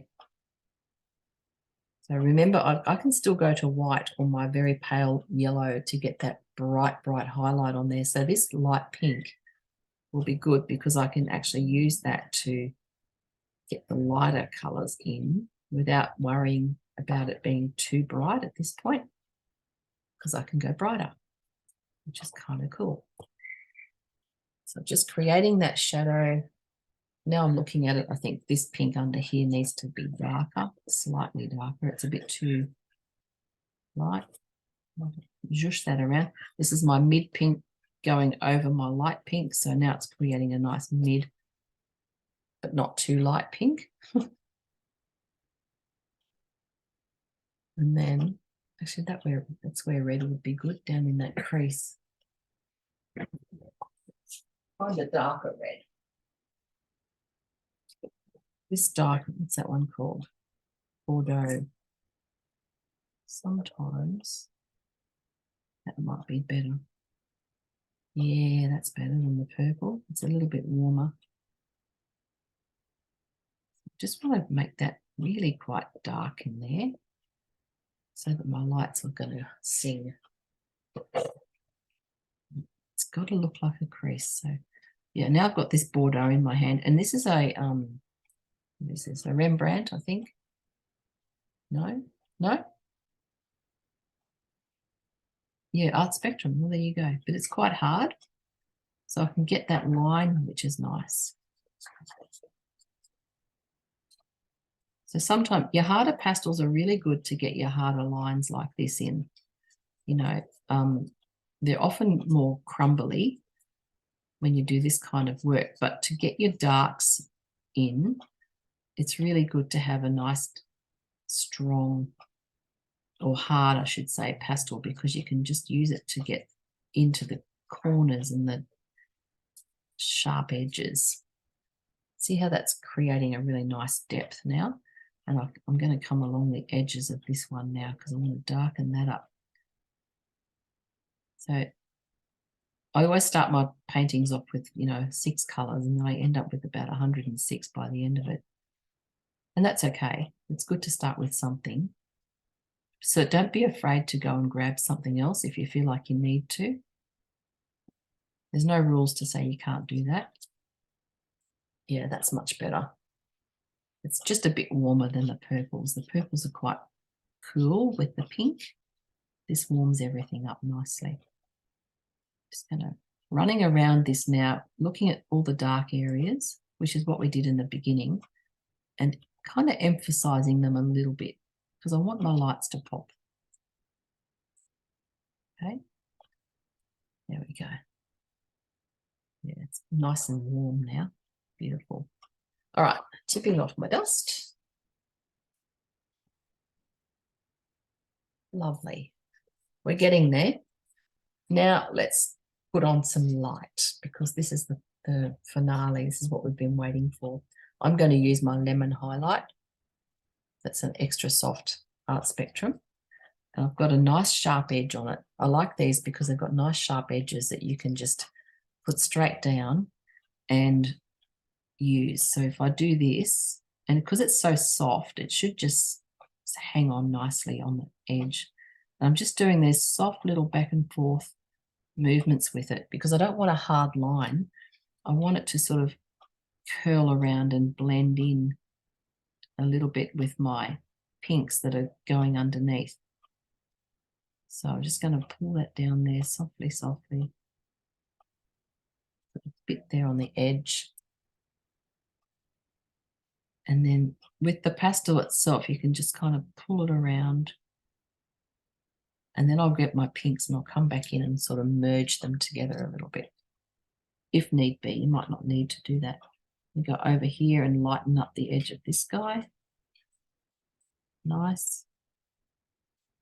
And the edge of there. So just looking for the really light bits. So, and don't overdo it because then it'll lose its wow factor. So always try not to put too much light in. Just keep it sort of to a small amount because less is more, as they say. Over here, up on the top of there, it's quite light. So that's really starting to look nice now. It's got a bit of life in it. Coolio. All right.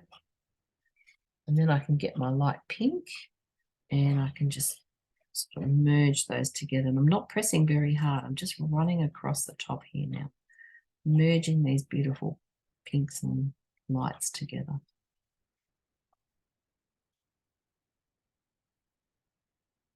Beautiful. I think that might do for now. And we can always come back and touch up if you need to. But we've got to get into the leaves and the stem because we're running out of time again, as usual. Alrighty. So as you can see, I've got a lot of dust that's fallen down here. And this is what I meant before when I said if we start at the top and work down, we're going to get all this dust dropping down into here. Now, whatever's in the background, I'm going to want to remove.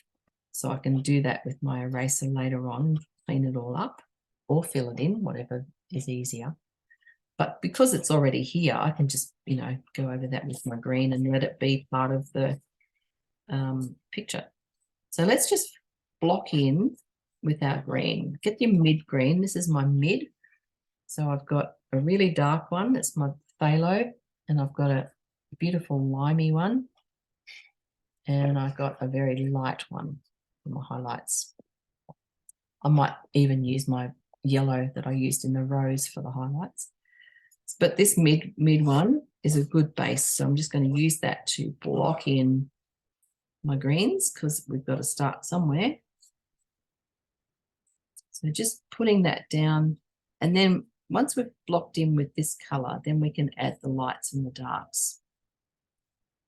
Okay, so just blocking in. Around the flower, you just be careful to try and keep them separated. Don't want to get too muddy with the pinks and the greens together. They do make beautiful muds, though, I have to say. And just literally just filling in all these little bits.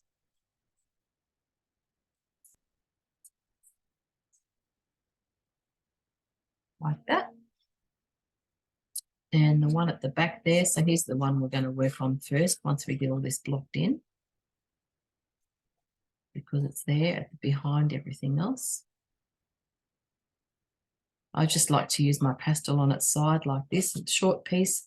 You'll find you probably have to break your pastels all the time because it's just easier to work with shorter pieces than longer sticks, unless you're drawing. If you're really just drawing, then the longer sticks would be good. But when you're filling in and blending and stuff, it's easier to have shorter pieces. I'm just going to block the stem in, the whole thing, and we'll highlight the leaf and stuff afterwards. So, and not too much. You don't have to put a lot down just yet. We'll build it up as we go.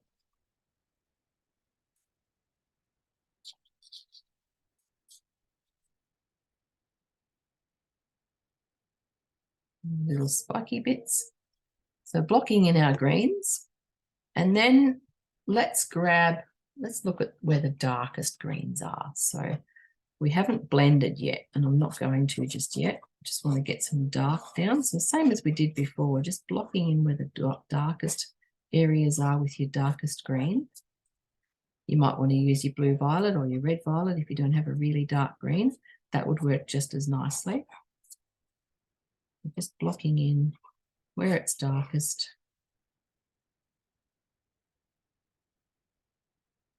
Down through there. On the stem, it's quite dark on that stem, underneath the little leaf that comes out of there.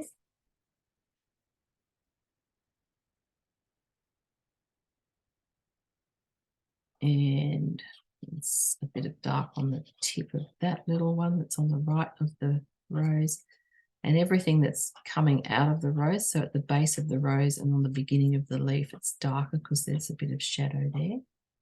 So shadow under the stem, where the stem comes out of the rose.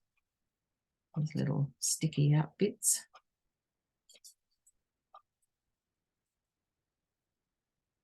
A nice bit of dark on there. There's dark on the tip of this leaf here, the back one. And then that one on the left is quite dark.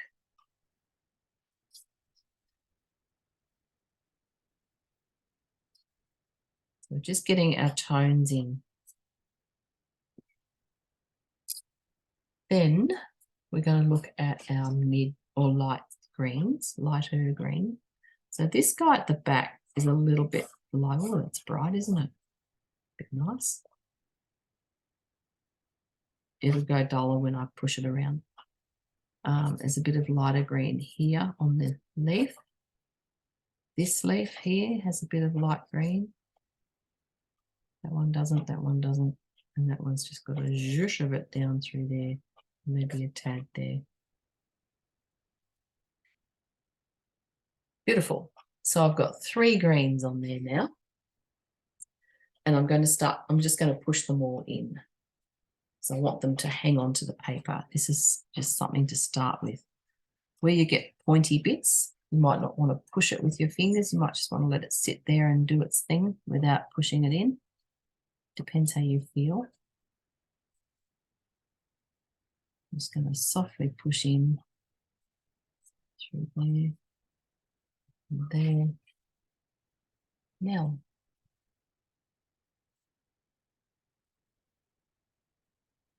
Nell must have fallen off.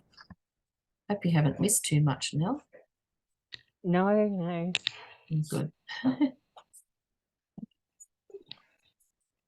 Okay, so we're just blocking in and then blending. You just want to get some paper on the, not paper, pastel on the paper. Blending it all in, beautiful. And then once you've got that in, we can now start to put the detail in and just refine everything.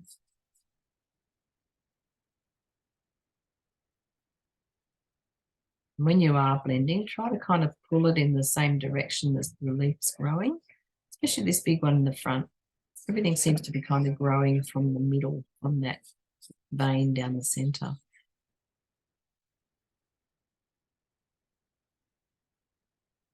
Lovely, lovely. And then down the side here.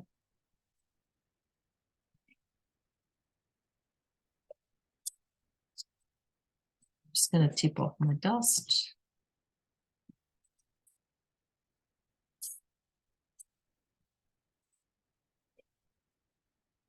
There we go.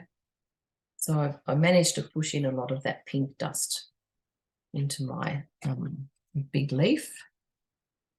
It needs to come down like this off the page. There we go. It's better. So we've got the foundations now of our tones basically, so we can kind of find where things need to sit. So we'll do that little back one first, and probably not going to do too much on there. I just want to add a little bit more of the mid-tone because it's a little bit too bright, and push that around and then just softly blend in. Make sure you do the bit between the stem and the other leaf as well that continues through from this one. Is there a lot of detail in that? Not a lot. It's a little darker on the tip. Just going to try the blue violet, which is the dark one that we used at the beginning. Get a bit of more of a shadow sort of tone through there. Good. And then it's got a little bit of a darker edge around it too. So just darken it off a tad like that. And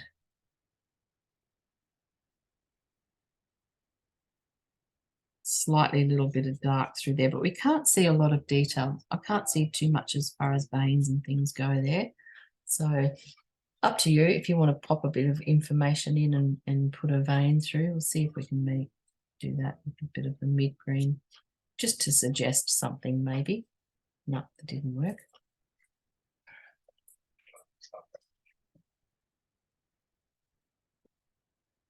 Just through like that. That'll do for that one. Tip off my dust.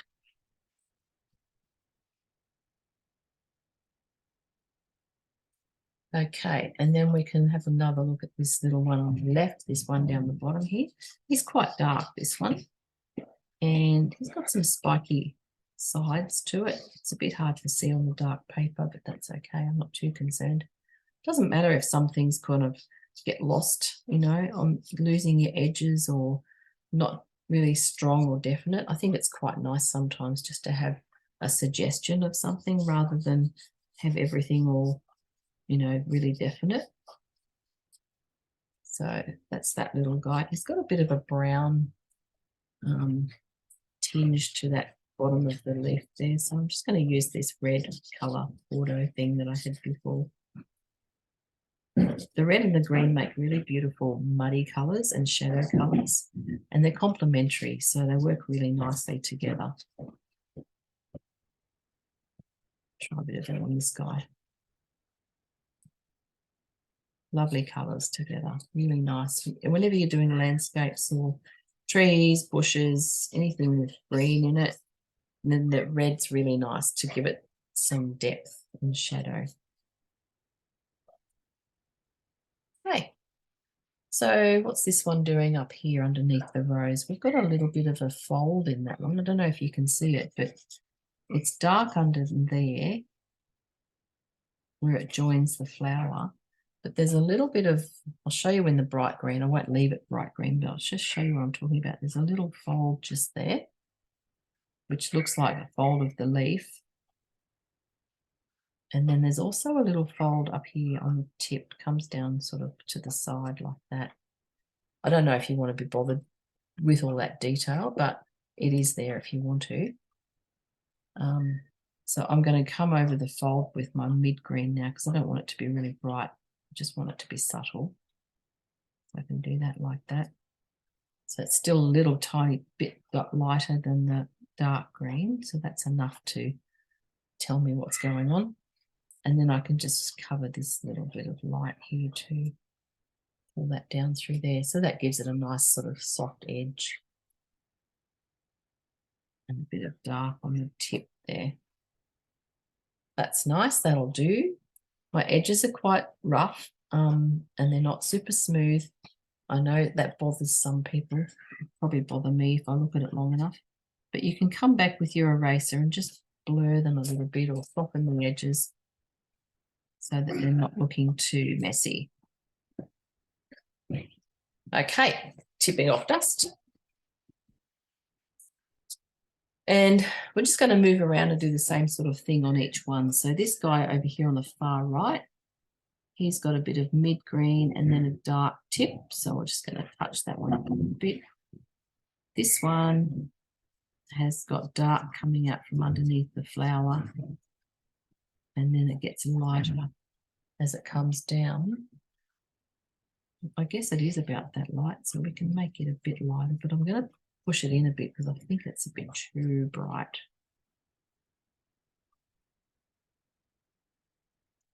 Here we go.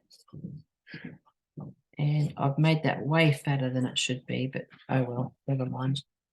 Who's going to know?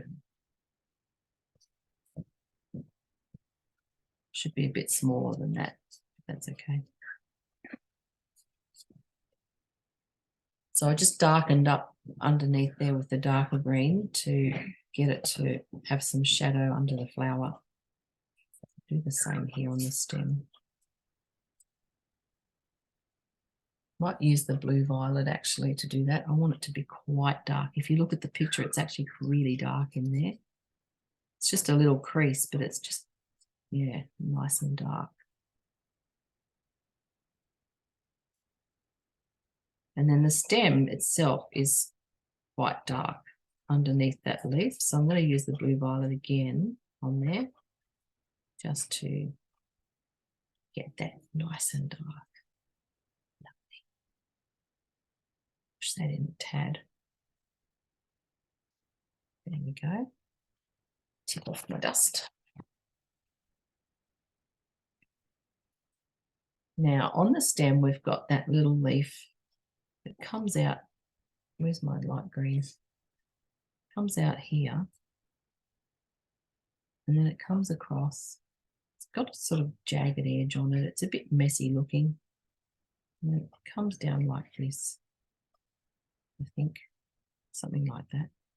I'm just showing you in the bright green so you can see what I'm talking about. And that's sort of the shape of it there, I think. Like that. So that's the stem. I'll have to define my, sorry, the leaf. I'll have to define my stem a bit more down here. There we go. So that's the leaf. I won't leave it that bright. I'm just going to push that in a little bit now. It's lighter than the stem though, so it's got to kind of be a bit brighter or lighter in colour or tone. And then I can get my mid green and just push it around a little bit and kind of blur those greens together. So not too strong. And that's that one.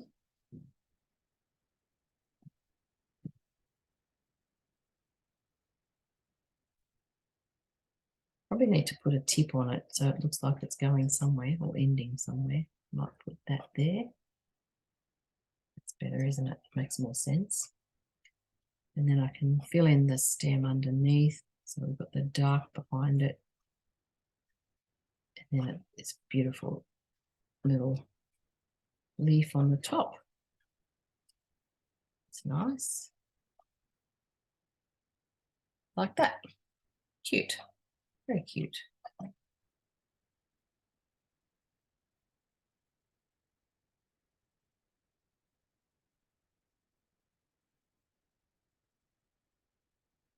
There we are. And I've got those little ones that poke out here on the right. They're quite dark. So I'm not going to give them too much attention. They can just sort of stay there and be quiet.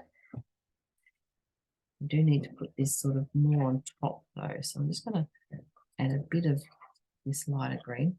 I won't leave it like that though because it's a bit much.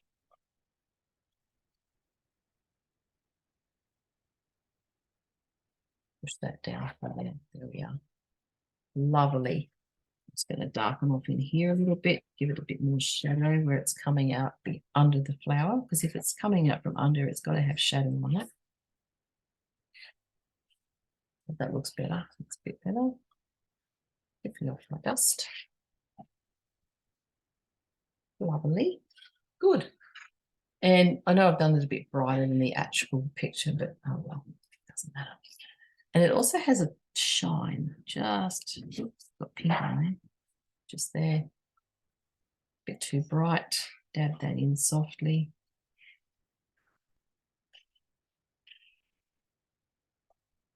Nice. Nice, nice. See how that shadow really makes it look like it's coming out from underneath now? It's important to notice those things. I think that other one needs a bit more shine too, now that I'm looking at it again. A bit more light through there. Just a tad. You don't need too much. Just to help it pop a bit. That's pretty. Okay, now we're going to work on this big leaf. That's our last bit. So we have some, I can see red in there. I'm going to throw a bit of this magenta in actually. I just really like what happens when you put this magenta with a dark green. So don't be afraid to try that.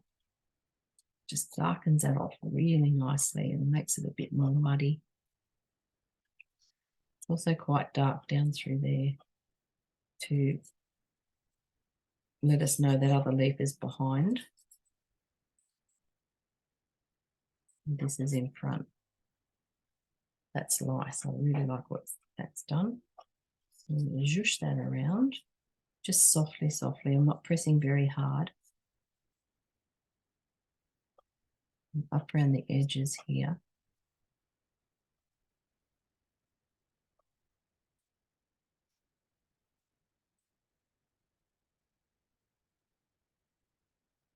Cool. Nice.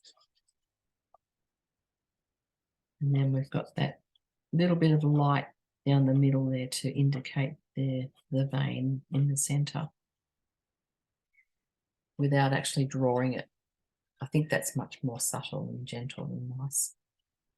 A bit of zhoosh on here, tiny, tiny bit. I don't want to put too much bright in. I just want to highlight that a little bit. And then over here, we need a little bit more light through there.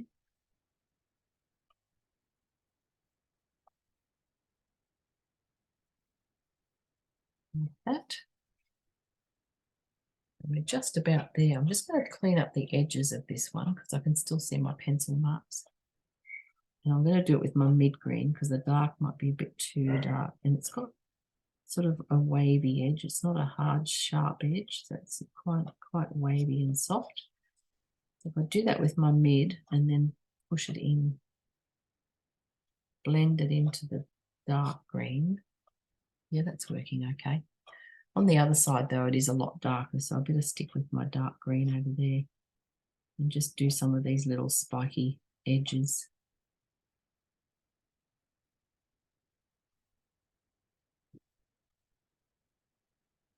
Down through there. And then I'll just sort of blend that in a little bit more, push it across and pull it over with my finger just to sharpen up that edge and get rid of my white pencil. Cool. Cool, it's looking all right. Tip off my dust. Now, when you get to this point, you just want to review what you've got happening now. So I want to get back into the flower just under here and darken off a bit more and maybe round that out a tad so that it's looking like it's on top of those leaves and not under or next to.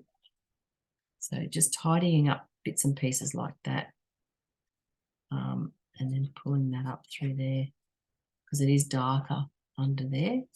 It's also darker under here. So I'm just going to run around it with my dark Bordeaux. This is my dark red harder pastel that I picked up earlier, just to refine some of the darks and the shadows. I things we might not have noticed before. So for instance, under this one here, this petal on the right, the bottom of that has got shadow, because everything under there has got shadow. It's not as dark as this one, but it is darker than the rest of the petal. So we need to make sure we get a bit of that happening through there. And oh, lost. Sorry. It's got to make a she hears a knock and then she starts barking like someone's here, but they're not. All right. And then just fixing up the shape of that isn't quite right. But anyway. So yeah, so just running around softly with a bit of your dark and just refining things if they need to be refined. Touching up gently, gently here and there to get your tones going on.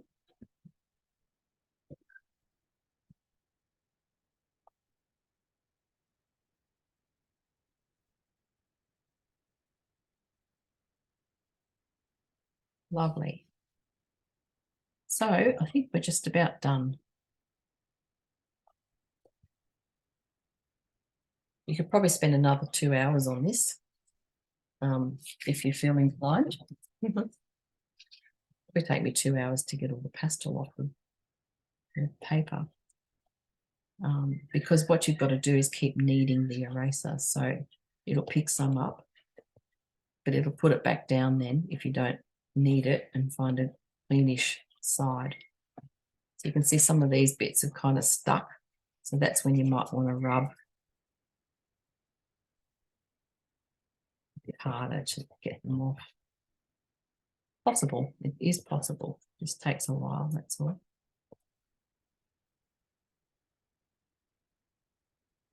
And of course, the other option is to buy the pastel colour in the same colour as your paper. And then you can just go over it or fill it in. A bit easier. But yeah, fun.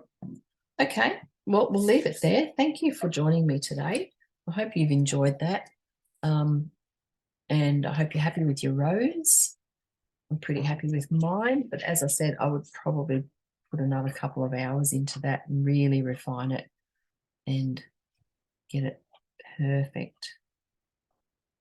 See, I'm already starting. Stop it. Leave it alone. Leave it alone. All right, gorgeous. So if you're watching this video, thanks so much for coming today and doing your rose. I'd love to see your photos of your rose if you want to send them through to me. If you're looking for my website, it's there, deliciousart.com.au, and that's my email address if you want to get in touch. So don't hesitate. And I've also got a lot of other videos on my website for you to go and choose from. There's heaps there, different levels, both beginner and intermediate. So have a look there if you'd like to have another go at another video. Thank you for joining me. See you again soon.